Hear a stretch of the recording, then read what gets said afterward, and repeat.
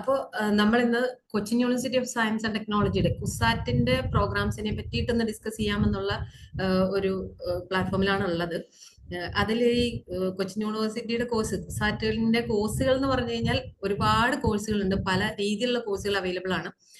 അപ്പോൾ നമ്മുടെ ഈ ഒരു ചുരുങ്ങിയ ടൈമിനുള്ളിൽ എല്ലാ കോഴ്സുകളും ഒന്ന് കവർ ചെയ്ത് പോകാനായിട്ട് നമുക്ക് പറ്റില്ല. എന്നാലും നമ്മൾ ഫോക്കസ് ചെയ്യാൻ ഉദ്ദേശിക്കുന്നത് കൂടുതലും +2 ശേഷമുള്ള കുട്ടികളെ ആയതുകൊണ്ട് തന്നെ ആ ഒരു +2 ശേഷമുള്ള കുട്ടികൾക്ക് പറ്റുന്ന കോഴ്സുകളാണ് കൂടുതൽ ഡീറ്റെയിൽഡ് ആയിട്ട് പറയാനായിട്ട് ഉദ്ദേശിക്കുന്നത്. ബാക്കിയുള്ള കോഴ്സുകളെ പറ്റി ജസ്റ്റ് മെൻഷൻ ചെയ്ത് പോകുന്നതേ ഉള്ളൂ. ഡീറ്റെയിൽഡ് ആയിട്ട് അറിയണമെന്നുണ്ടെങ്കിൽ നമുക്ക് വീണ്ടും ഇതിന്റെ ഒരു ഡൗട്ട് ക്ലിയറൻസ് കാര്യങ്ങളോ അല്ലെങ്കിൽ നമുക്ക് സിജിയുമായിട്ട് കോൺടാക്ട് ചെയ്യോ അങ്ങനെ ഏത് രീതിയിലും ബാക്കിയുള്ള ഡിസ്കഷൻസ് നമുക്ക് കൊണ്ടുപോകാം. അപ്പോ കുസാറ്റ് എന്ന് പറയുമ്പോഴേക്കും എന്താണ് കേരളത്തിലെ ഒരു നമ്പർ 1, അതായത് KRFന്റെ റാങ്കിങ്ങില്, കേരള റാങ്കിങ് ഫ്രെയിംവർക്കിൽ ഫസ്റ്റ് വരുന്ന നമ്പർ 1 ആയിട്ടുള്ള യൂണിവേഴ്സിറ്റിയാണ്. അതുപോലെ തന്നെ മൊത്തത്തിലുള്ള ഓൾ ഇന്ത്യ ലെവലിൽ വരുമ്പോൾ NIRF റാങ്കിങ്ങില് 32 ആണ് കുസാറ്റിന്റെ ഒരു സ്ഥാനം എന്ന് പറയുന്നത്. അപ്പോൾ അത്രയും നല്ല ഒരു റാങ്കിങ് വരുന്ന യൂണിവേഴ്സിറ്റിയാണ്. അതേപോലെ തന്നെ വേൾഡ് വൈഡ് റാങ്കിങ് നമ്മൾ നോക്കുകയാണെന്നുണ്ടെങ്കിൽ ഒരു US റാങ്കിങ്ങിൽ 1000-നുള്ളിൽ വരുന്ന യൂണിവേഴ്സിറ്റീസിൽ വരുന്ന യൂണിവേഴ്സിറ്റിയാണ് കൊച്ചിൻ യൂണിവേഴ്സിറ്റി എന്ന് പറയുന്നത്. അപ്പോൾ നമ്മൾ വളരെ നിസ്സാരമായിട്ടുള്ള ഒന്നല്ല, നമ്മുടെ കൊച്ചിയിലാണ്, നമ്മുടെ കേരളത്തിലാണ് എന്നുള്ളത് കൊണ്ട് വളരെ നല്ല റാങ്കിങ് ഉള്ള, അതേപോലെ തന്നെ ഒരുപാട് പ്ലേസ്മെന്റ് ഓപ്പർച്യൂണിറ്റീസും ഉള്ള യൂണിവേഴ്സിറ്റിയാണ്. കൂടുതൽ വിദേശ രാജ്യങ്ങളിലെ യൂണിവേഴ്സിറ്റീസുമായിട്ടൊക്കെ MOU സൈൻ ചെയ്തിട്ടുള്ള യൂണിവേഴ്സിറ്റി ആയതുകൊണ്ട് തന്നെ ഒരുപാട് പ്ലേസ്മെന്റ് ഓപ്പർച്യൂണിറ്റീസ്, അതുപോലെ റിസർച്ചിന് വേണ്ടിയിട്ടുള്ള ഒരുപാട് ഓപ്പർച്യൂണിറ്റീസ് ഒക്കെ കുട്ടികൾക്ക് അവൈലബിൾ ആക്കാൻ പറ്റുന്ന രീതിയിലുള്ള, അങ്ങനെ പ്രയോജനപ്പെടുത്താൻ പറ്റുന്ന രീതിയിലുള്ള നല്ലൊരു ചോയ്സ് ആണ് കുസാറ്റ് എന്ന് പറയുന്നത്.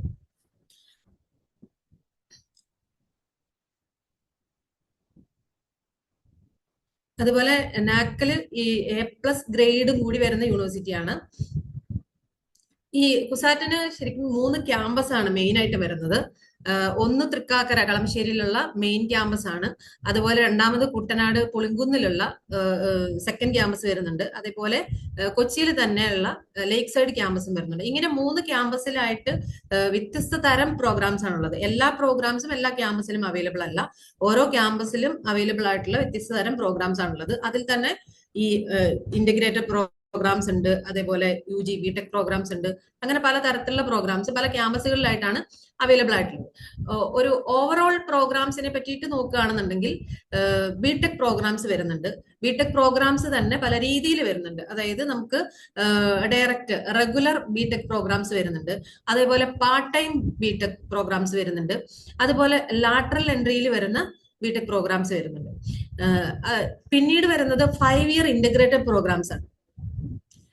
5 ഇയർ ഇന്റഗ്രേറ്റഡ് പ്രോഗ്രാംസ് സയൻസിൽ പല രീതിയിലുള്ള പല സബ്ജക്ട്സിൽ 5 ഇയർ ഇന്റഗ്രേറ്റഡ് പ്രോഗ്രാംസ് വരുന്നുണ്ട്. അതേപോലെ 4 year UG BVOC program, BVOC honours program വരുന്നുണ്ട്. അത് മുന്നേ ഒരു 3 ഇയർ പ്രോഗ്രാം ആയിരുന്നു, 3 ഇയർ BVOC പ്രോഗ്രാം ആയിരുന്നു. അതിപ്പോ നമ്മൾ ഡിഗ്രി എല്ലാം 4 ഇയർ ആയതുകൊണ്ട് പിന്നീട് അത് 4 ഇയർ ആക്കിയതാണ്. അപ്പോൾ 4 ഇയർ BVOC പ്രോഗ്രാമും വരുന്നുണ്ട്. പിന്നീട് വരുന്നത് പോസ്റ്റ് ഗ്രാജുവേറ്റ് പ്രോഗ്രാംസ് ആണ്. അതും ഒരു കടല് പോലെ പ്രോഗ്രാംസ് അവൈലബിൾ ആണ്. പല രീതിയിലുള്ള വ്യത്യസ്തതയുള്ള പ്രോഗ്രാംസ്, ഈ റയർ കോഴ്സുകൾ വേണം എന്നൊക്കെ ആഗ്രഹിക്കുന്ന കുട്ടികൾക്ക് ഒരുപാട് വ്യത്യസ്തതയുള്ള പ്രോഗ്രാംസ് അവൈലബിൾ ആണ് ഈ പോസ്റ്റ് ഗ്രാജുവേറ്റ് പ്രോഗ്രാംസിലും. അതേപോലെ പിന്നീട് വരുന്നത് പ്രോഗ്രാംസ് വിത്ത് ഇന്റർനാഷണൽ കൊളാബറേഷൻസിൽ വരുന്ന 2 പ്രോഗ്രാംസ് അവൈലബിൾ ആണ്. പിന്നീട്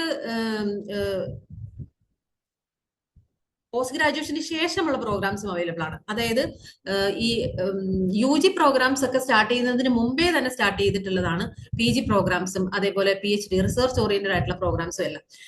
അതുകൊണ്ട് തന്നെ നമ്മളിപ്പോ UG പ്രോഗ്രാംസിന് കുസാറ്റ് ചൂസ് ചെയ്യുകയാണെന്നുണ്ടെങ്കിൽ അത് നിങ്ങൾക്ക് ഒരു ബെസ്റ്റ് ചോയ്സ് ആയിരിക്കും. കാരണം അത്രയും നല്ല ഫാക്കൽറ്റി, അത്രയും നല്ല ഇൻഫ്രാസ്ട്രക്ചർ ഒക്കെ അവൈലബിൾ ആയിരിക്കും. അപ്പോൾ PhDക്ക് ശേഷമുള്ള പ്രോഗ്രാംസ് ഉണ്ട്. പിന്നീട് വരുന്നത് നമുക്ക് ഡിപ്ലോമ പ്രോഗ്രാംസ്, സർട്ടിഫിക്കറ്റ് അല്ലെങ്കിൽ ഷോർട്ട് ടൈം ആയിട്ടുള്ള ഓൺലൈൻ പ്രോഗ്രാംസ്. ഇത്തരം പ്രോഗ്രാംസിന് നമുക്ക് പല ക്വാളിഫിക്കേഷൻ ഉള്ളവർക്ക്, ഇപ്പോൾ +2 ക്വാളിഫിക്കേഷൻ ഉള്ളവർക്കും ഡിഗ്രി ക്വാളിഫിക്കേഷൻ ഉള്ളവർക്കും എല്ലാത്തരം ക്വാളിഫിക്കേഷൻ ഉള്ളവർക്കും അവൈലബിൾ ആയിട്ടുള്ള രീതിയിലുള്ള പല diploma, certificate, short term programs available ആണ്. അപ്പോൾ അങ്ങനെ ഇത്രയും അധികം പ്രോഗ്രാംസ് അവൈലബിൾ ആയിട്ടുള്ള ഒരു യൂണിവേഴ്സിറ്റിയുടെ പ്രോഗ്രാംസിനെ കുറിച്ചാണ് നമ്മൾ ഡിസ്കസ് ചെയ്യുന്നത്. അപ്പോൾ ഒരുപാട് കാര്യങ്ങൾ ഈ കുറഞ്ഞ സമയത്തിനുള്ളിൽ പറയുന്നതിനേക്കാൾ നമുക്ക് കുറച്ചും കൂടി പ്രയോജനപ്രദമായിട്ടുള്ള രീതിയിലേക്ക് ചുരുക്കി പറയാമെന്നുള്ളതാണ് ഉദ്ദേശിക്കുന്നത്. അതിനകത്ത് പിന്നീട് നമുക്ക് ഡൗട്ട് ക്ലിയറൻസിലേക്ക് വരുമ്പോഴേക്കും കുറച്ചും കൂടി ക്ലാരിഫൈ ചെയ്ത് പോകാമെന്നാണ് ഞാൻ ഉദ്ദേശിക്കുന്നത്. അപ്പോൾ ഈ പ്രോഗ്രാംസിനെല്ലാം വേണ്ടിയിട്ടുള്ള ആപ്ലിക്കേഷൻ ആണ് ഇപ്പൊ നിലവിൽ വിളിച്ചിരിക്കുന്നത് കുസാറ്റിന്റെ കോമൺ അഡ്മിഷൻ ടെസ്റ്റ് എന്ന് പറയുന്നത്. മാർച്ച് 5 വരെ നമുക്ക് അപ്ലൈ ചെയ്യാനുള്ള ടൈം ഉണ്ട്. അപ്പോൾ നോർമലി നമ്മളുടെ എൻട്രൻസ് ടെസ്റ്റുകളെ കുറിച്ചിട്ട് പറയുകയാണെന്നുണ്ടെങ്കിൽ എല്ലാം ഒരു ടെസ്റ്റ് എന്നുള്ള ഇപ്പം നീറ്റ് ആണെങ്കിലും കീം ആണെങ്കിലും ഒക്കെ നമുക്ക് ഒരു ടെസ്റ്റ് ആണ് കുറേയേറെ ഒരു ടൈപ്പ് ഓഫ് പ്രോഗ്രാംസിന്. ഇപ്പൊ കീമിനെ പറ്റി നമ്മൾ പറയുകയാണെങ്കിൽ ഫാർമസിക്കും അതേപോലെ തന്നെ എഞ്ചിനീയറിംഗ് പ്രോഗ്രാമിന് നമ്മൾ ആ ഒറ്റ ടെസ്റ്റ് തന്നെയാണ് എഴുതുന്നത് അല്ലെ. അതിനകത്ത് വേറെ വ്യത്യാസമൊന്നും വരുന്നില്ല. സബ്ജക്റ്റ് വൈസ് ഒരു ചേഞ്ച് വരുന്നുണ്ട് എന്നുള്ളതാണ്. എന്നാലും മൊത്തത്തിൽ നമുക്ക് ആ ഒറ്റ എക്സാം ആണ്. പക്ഷെ കുസാറ്റിലെ പ്രോഗ്രാംസിന് എന്ന് പറഞ്ഞു കഴിഞ്ഞാൽ ഓരോ പ്രോഗ്രാം വൈസ് ആ ഒരു കോമൺ അഡ്മിഷൻ ടെസ്റ്റിന്റെ ടെസ്റ്റുകൾക്ക് ഡിഫറൻസ് വരുന്നുണ്ട്. ഇപ്പോ ഉദാഹരണത്തിന് ബിടെക് പ്രോഗ്രാംസ് ചൂസ് ചെയ്യുന്ന കുട്ടികൾ ടെസ്റ്റ് കോഡ് 101 ആണ് എഴുതേണ്ടത്. അതിനകത്ത് വരുന്ന സബ്ജക്ട്സ് ഫിസിക്സ്, കെമിസ്ട്രി, മാത്സ് ആണ്. പക്ഷെ അതിന്റെ ക്വസ്റ്റ്യൻസിന്റെ എണ്ണവും അതേപോലെ മാർക്ക് ടോട്ടൽ ഒക്കെ വരുന്നതൊക്കെ വ്യത്യാസം ഉണ്ടാവും. അതിന്റെ ടൈം വ്യത്യാസം ഉണ്ടാവും. അത് 3 മണിക്കൂറാണ്. അങ്ങനെ എന്നാൽ ഇന്റഗ്രേറ്റഡ് പ്രോഗ്രാംസിൽ പല ഇന്റഗ്രേറ്റഡ് പ്രോഗ്രാംസ് വരുന്നതിനകത്ത് ഓരോന്നിനും വ്യത്യസ്ത രീതിയിലുള്ളതാണ്. അതേപോലെ പി ജിക്ക് ആണെങ്കിലും ഒക്കെ വ്യത്യസ്ത തരത്തിലുള്ള ടെസ്റ്റുകളാണ്. അപ്പൊ ടെസ്റ്റ് കോഡുകളുണ്ട്. അതുപോലെ LLBക്ക് ആണെന്നുണ്ടെങ്കിലും ഓരോന്നിനും വ്യത്യസ്ത തരം ടെസ്റ്റ് കോഡുകളുണ്ട്. അതിനകത്ത് വരുന്ന സബ്ജക്ട്സ് ടോപ്പിക്സ് വ്യത്യാസമുണ്ട്. അതനുസരിച്ചാണ് നമ്മൾ ടെസ്റ്റ് സെലക്ട് ചെയ്യേണ്ടതും അതനുസരിച്ചാണ് നമ്മൾ എഴുതേണ്ടതും. അതിനെപ്പറ്റി ഡീറ്റെയിൽ ആയിട്ട് നമ്മൾ മനസ്സിലാക്കി വെച്ചിട്ട് വേണം നമ്മൾ ഇതിലേക്ക് കടക്കാൻ വേണ്ടിയിട്ട്. അതേപോലെ തന്നെ നമുക്ക് ഈ ഒരു കോമൺ അഡ്മിഷൻ ടെസ്റ്റിന്റെ ഫീസ് എന്ന് പറയുന്നത് 2 ടെസ്റ്റുകൾക്ക് 1500 രൂപയാണ് നോർമലി വരുന്നത്. 1500 രൂപ. അത് SC/ST കാറ്റഗറിയിൽ വരുമ്പോഴേക്കും നമുക്ക് 700 രൂപയാവുന്നുണ്ട്. അഡീഷണൽ ആയിട്ട് നമുക്ക് വേറെ ടെസ്റ്റുകൾ ചെയ്യണം എന്നുണ്ടെങ്കിൽ ജനറൽ കാറ്റഗറിക്ക് വീണ്ടും ഒരു 500 രൂപ കൂടി പേയ്മെന്റ് ചെയ്യേണ്ടി വരും. അപ്പം നിങ്ങൾ ഏതൊക്കെ ടെസ്റ്റുകളാണ് എഴുതാൻ ആഗ്രഹിക്കുന്നത് എന്ന് ഉദ്ദേശിക്കുന്നത്, ഏതൊക്കെ പ്രോഗ്രാംസ് ആണ് നിങ്ങൾ ചൂസ് ചെയ്യാനായിട്ട് തീരുമാനിക്കുന്നതിനെ ബേസ് ചെയ്തിട്ടാണല്ലോ. അപ്പോൾ ഏതൊക്കെ പ്രോഗ്രാംസ് ആണെന്ന് നോക്കുക. അതിനുശേഷം അതിന് വരുന്ന ടെസ്റ്റ് കോഡ്സ് ഏതൊക്കെയാണെന്ന് നോക്കുക. അതനുസരിച്ച് നമുക്ക് ചെയ്യാൻ വേണ്ടിയിട്ട് സാധിക്കും. അപ്പൊ അതനുസരിച്ചുള്ള പേയ്മെന്റ് ചെയ്താൽ മാത്രമേ ഉള്ളൂ നമുക്കത് എഴുതാനായിട്ട് പറ്റത്തുള്ളൂ. അതേപോലെ തന്നെ ചൂസ് ചെയ്യുന്ന ടൈമിൽ നമ്മൾ ശ്രദ്ധിക്കാനുള്ളത് പറഞ്ഞാൽ ചില കാറ്റഗറിയിൽ വരുന്ന, അതായത് ചില പ്രോഗ്രാംസിന് വരുന്നത് നമുക്ക് 101 അല്ലെങ്കിൽ 104 എന്ന് പറയും, അല്ലെങ്കിൽ രണ്ടും കൂടി എന്ന് പറയും. അപ്പൊ അതിനകത്ത് വരുന്നതിന് സെലക്ഷനിൽ വരുമ്പോൾ വ്യത്യാസം ഉണ്ടാവും. അതിൽ പ്രയോറിറ്റി കൊടുക്കുന്നത് ഏതെങ്കിലും ഒന്നിനായിരിക്കും. അപ്പൊ നിങ്ങൾ ചൂസ് ചെയ്യാൻ ഉദ്ദേശിക്കുന്ന കോഴ്സ് ഏതാണോ അതിന് ഏറ്റവും കൂടുതൽ വേണ്ടി വരുന്ന സബ്ജക്ട്സ് ഏതാണെന്ന് മനസ്സിലാക്കി അതിനനുസരിച്ചുള്ളത് എഴുതുക, അല്ലെങ്കിൽ രണ്ടും കൂടി എഴുതുക. അങ്ങനെ വരുമ്പോഴേക്കും നിങ്ങൾക്ക് കിട്ടാനുള്ള സാധ്യത, റാങ്ക് ലിസ്റ്റിൽ ഉൾപ്പെടാനുള്ള സാധ്യത കുറച്ചും കൂടി കൂടുതലായിരിക്കും. അപ്പോൾ ആ രീതിയിലൊക്കെ നമ്മൾ നോക്കിയിട്ട് വേണം ചെയ്യാൻ വേണ്ടിയിട്ട്. അപ്പൊ നമുക്ക് പ്രോഗ്രാംസിനെ പറ്റിയിട്ടൊന്ന് ജസ്റ്റ് നോക്കാം.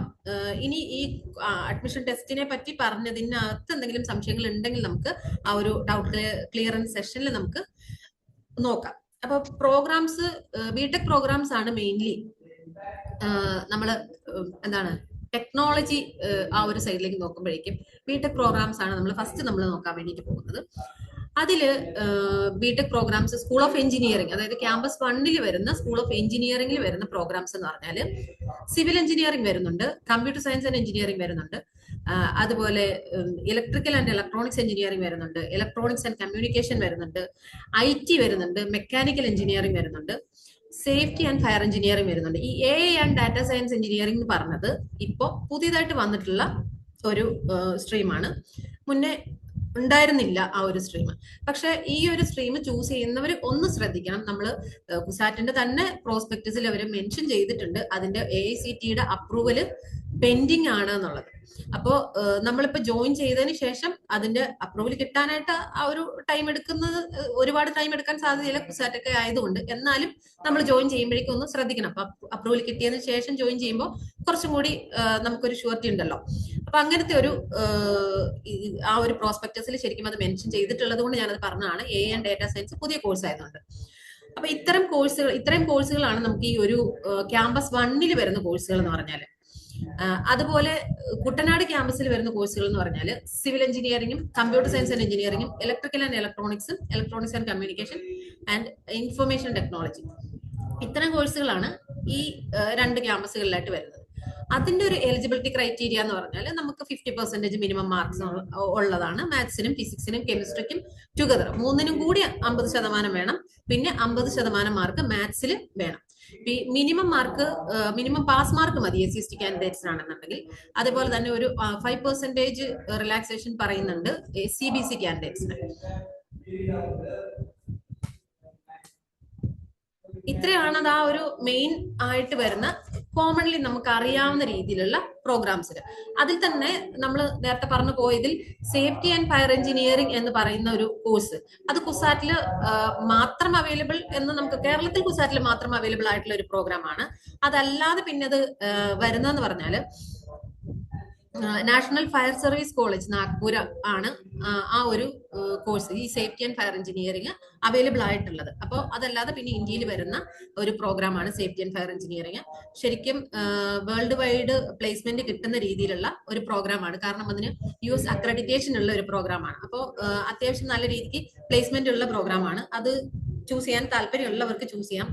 പിന്നെ എന്താണ്, അത് നിങ്ങളുടെ ഒരു ആപ്റ്റിറ്റ്യൂഡും നിങ്ങളുടെ അതിനോടുള്ള ഒരു ആറ്റിറ്റ്യൂഡും ഒക്കെ നോക്കിയതിനു ശേഷം മാത്രം ചൂസ് ചെയ്യാന്നുള്ളതാണ്. കുസാറ്റിൻ്റെതായിട്ടുള്ള വ്യത്യസ്തമായിട്ടുള്ള ഒരു പ്രോഗ്രാമാണ് ഈ സേഫ്റ്റി ആൻഡ് ഫയർ എഞ്ചിനീയറിംഗ് എന്ന് പറയുന്നത്. അതേപോലെ തന്നെ കുസാറ്റിൽ മാത്രം എന്ന് നമുക്ക് പറയാൻ പറ്റുന്ന രീതിയിലുള്ള മറ്റൊരു പ്രോഗ്രാമാണ് ഈ B Tech naval architecture and ship building. കുസാറ്റിൽ മാത്രമല്ല, IIT മദ്രാസിലും IIT ഖരഗ്പൂരിലും ഉണ്ട്. പക്ഷെ അതല്ലാതെ പിന്നെ നമുക്ക് വരുന്നത് കുസാറ്റിലാണ് വരുന്നത്. അപ്പോൾ BTech naval architecture and ship building എന്ന് പറയുന്നത് ഡിപ്പാർട്ട്മെന്റ് ഓഫ് ഷിപ്പ് ടെക്നോളജിയുടെ, അതും ക്യാമ്പസ് 1 വരുന്നത്. ഈ ഒരു പ്രോഗ്രാം എന്ന് പറഞ്ഞാൽ യുണീക്ക് ആയിട്ടുള്ള ഒരു പ്രോഗ്രാമാണ്. അതിൽ നമുക്ക് 100% പ്ലേസ്മെന്റ് വരുന്ന രീതിക്കുള്ള ഒരു പ്രോഗ്രാമാണ്.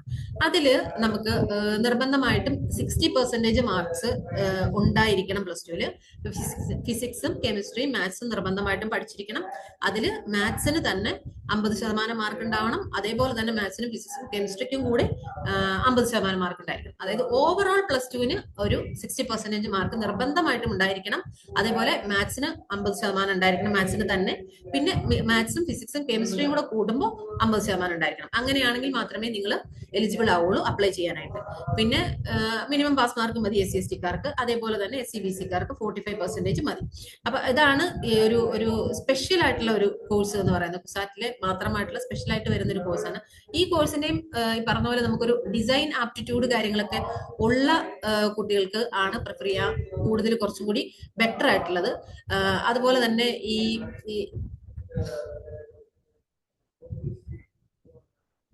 അതേപോലെ തന്നെ ഈ ഒരു സാഹചര്യം, നമ്മൾ വർക്ക് ചെയ്യേണ്ടി വരുന്ന സാഹചര്യവും മനസ്സിലാക്കിയിട്ട്, ഇപ്പം ഒരുപാട് പ്ലേസ്മെന്റ് അതിനകത്ത് വരുന്നുണ്ട്, 100% പ്ലേസ്മെന്റ് കൊടുക്കുന്നുണ്ട്, ഓഫ് ഷോർ പ്ലേസ്മെന്റ് വരുന്നുണ്ട്, അതല്ലാതെ വരുന്നതുമുണ്ട്. അപ്പൊ അതുകൊണ്ട് ആ ഒരു അതിനനുസരിച്ച് നിങ്ങളുടെ ആപ്റ്റിറ്റ്യൂഡ് ഒക്കെ നോക്കിയതിന് ശേഷം അത് ജോയിൻ ചെയ്യാനായിട്ട് ശ്രദ്ധിക്കുക. അതേപോലെ വരുന്ന മറ്റൊരു പ്രോഗ്രാമാണ് BTech polymer science and engineering വരുന്നത്. അത് polymer science and rubber technology ഡിപ്പാർട്ട്മെന്റിന്റെ അണ്ടറിൽ വരുന്നതാണ്. അതും ക്യാമ്പസ് 1 വരുന്നത്, മെയിൻ ക്യാമ്പസിലാണ് വരുന്നത്. അതിലും ഈ പറഞ്ഞ പോലെ 50% മാർക്സ് ആണ് വേണ്ടത്. മാത്സിൽ നിർബന്ധമായിട്ടും 50% വേണം. അതേപോലെ തന്നെ ഫിസിക്സും കെമിസ്ട്രിക്കും മാത്സിനും കൂടി 50% വേണം. അതിലും ഈ സെയിം റിലാക്സേഷൻ ക്രൈറ്റീരിയ ആണ് വന്നിട്ടുള്ളത്. പിന്നീട് വരുന്ന വേറൊരു പ്രോഗ്രാം എന്ന് പറഞ്ഞാൽ BTech instrumentation and control engineering ആണ്. അതും ക്യാമ്പസ് 1 തന്നെ വരുന്നതാണ്. അതിലും ഈ പറഞ്ഞ പോലെ തന്നെയാണ് എലിജിബിലിറ്റി ക്രൈറ്റീരിയ വരുന്നത്. പക്ഷെ അതിനകത്ത് എലിജിബിലിറ്റി ക്രൈറ്റീരിയയിൽ റിലാക്സേഷൻസ് ഇത് യൂണിവേഴ്സിറ്റി പറയുന്ന നോംസിനനുസരിച്ചായിരിക്കും എന്ന് പറയുന്നുണ്ട്. അപ്പം ഇത് നെക്സ്റ്റ് ലെവലിലേക്ക് വരുമ്പോൾ, അഡ്മിഷന്റെ ആ ഒരു ടൈമിൽ നെക്സ്റ്റ് ലെവലിലേക്ക് വരുമ്പോൾ എന്തെങ്കിലും മാറ്റങ്ങൾ ഉണ്ട് എന്നുണ്ടെങ്കിൽ അതിനനുസരിച്ചായിരിക്കും ആ ഒരു റിലാക്സേഷൻ മാർക്കിന്റെ റിലാക്സേഷൻ ക്രൈറ്റീരിയ വരുന്നത്. അതുപോലെ തന്നെ ഫിസിക്കൽ ഫിറ്റ്നസ് നിർബന്ധമായിട്ടും സാറ്റിസ്ഫൈ ചെയ്യണം എന്നും ഈ ഒരു ബിടെക് ഇൻസ്ട്രുമെന്റേഷൻ ആൻഡ് കൺട്രോൾ എഞ്ചിനീയറിംഗിന്റെ എലിജിബിലിറ്റിയിൽ പറയുന്നുണ്ട്. പിന്നെ വരുന്ന മെയിൻ ആയിട്ടുള്ള ഒരു പ്രോഗ്രാമാണ് ബിടെക് മറൈൻ എഞ്ചിനീയറിംഗ്. ഒരുപാട് കുട്ടികൾ നമ്മളോട് ഇപ്പൊ സിജിയിലെ ഓഫ്ലൈൻ കരിയർ കൗൺസിലിംഗ് സെഷൻസിലാണെങ്കിലും ഒക്കെ വന്ന് ചോദിക്കാറുള്ള പ്രോഗ്രാമാണ് BTech marine engineering. Marine engineering പഠിക്കാനായിട്ട് ആഗ്രഹമുള്ള കുട്ടികളും ഒരുപാട് വരുന്നുണ്ട്. അപ്പം നമുക്കിവിടെ കുസാറ്റിലെ കുഞ്ഞാലിമരക്കർ സ്കൂൾ ഓഫ് മറൈൻ എഞ്ചിനീയറിംഗിലെ ഫസ്റ്റ് ക്യാമ്പസിൽ തന്നെയാണ് ഇത് അവൈലബിൾ ആയിട്ടുള്ളത്. മറൈൻ എഞ്ചിനീയറിംഗിന് നമ്മൾ കുസാറ്റിന്റെ കോമൺ അഡ്മിഷൻ ടെസ്റ്റ്, കുസാറ്റിന്റെ കാറ്റ് ത്രൂ അല്ല അഡ്മിഷൻ വരുന്നത്. മറൈൻ എഞ്ചിനീയറിംഗിൽ അഡ്മിഷൻ വരുന്നത് നമുക്ക് ഇന്ത്യൻ മാരിടൈം യൂണിവേഴ്സിറ്റിയുടെ common entrance test, CET, IMU CET-യുടെ ആ ഒരു റാങ്ക് ലിസ്റ്റിനെ ബേസ് ചെയ്തിട്ടാണ് വരുന്നത്. അങ്ങനെയാണെങ്കിലും നമുക്ക് ഒരു എലിജിബിലിറ്റി ക്രൈറ്റീരിയ വരുന്നത് 60% മാർക്ക് മിനിമം വേണം എന്നുള്ളത് പറയുന്നുണ്ട്. മൊത്തത്തില് അത് ഫിസിക്സ്, കെമിസ്ട്രി, മാത്സിൽ. അതുപോലെ തന്നെ 50% മാത്സിന് മാത്രമായിട്ട് വേണം എന്ന് പറയുന്നുണ്ട്. അതേപോലെ തന്നെ ഇംഗ്ലീഷിന്റെ കാര്യവും നിർബന്ധമായിട്ടും പറയുന്നുണ്ട്. 10th-ലും 12th-ലും 50% മാർക്കോട് കൂടി ഇംഗ്ലീഷ് പാസ്സായിട്ടുള്ളതായിരിക്കണം എന്നുള്ളതും പറയുന്നുണ്ട്. അപ്പോ ടോട്ടൽ 60% വരേണ്ടത് ഈ പറയുന്ന പോലെ ഫിസിക്സും, കെമിസ്ട്രിയും, മാത്സും, ഇംഗ്ലീഷും കൂടി.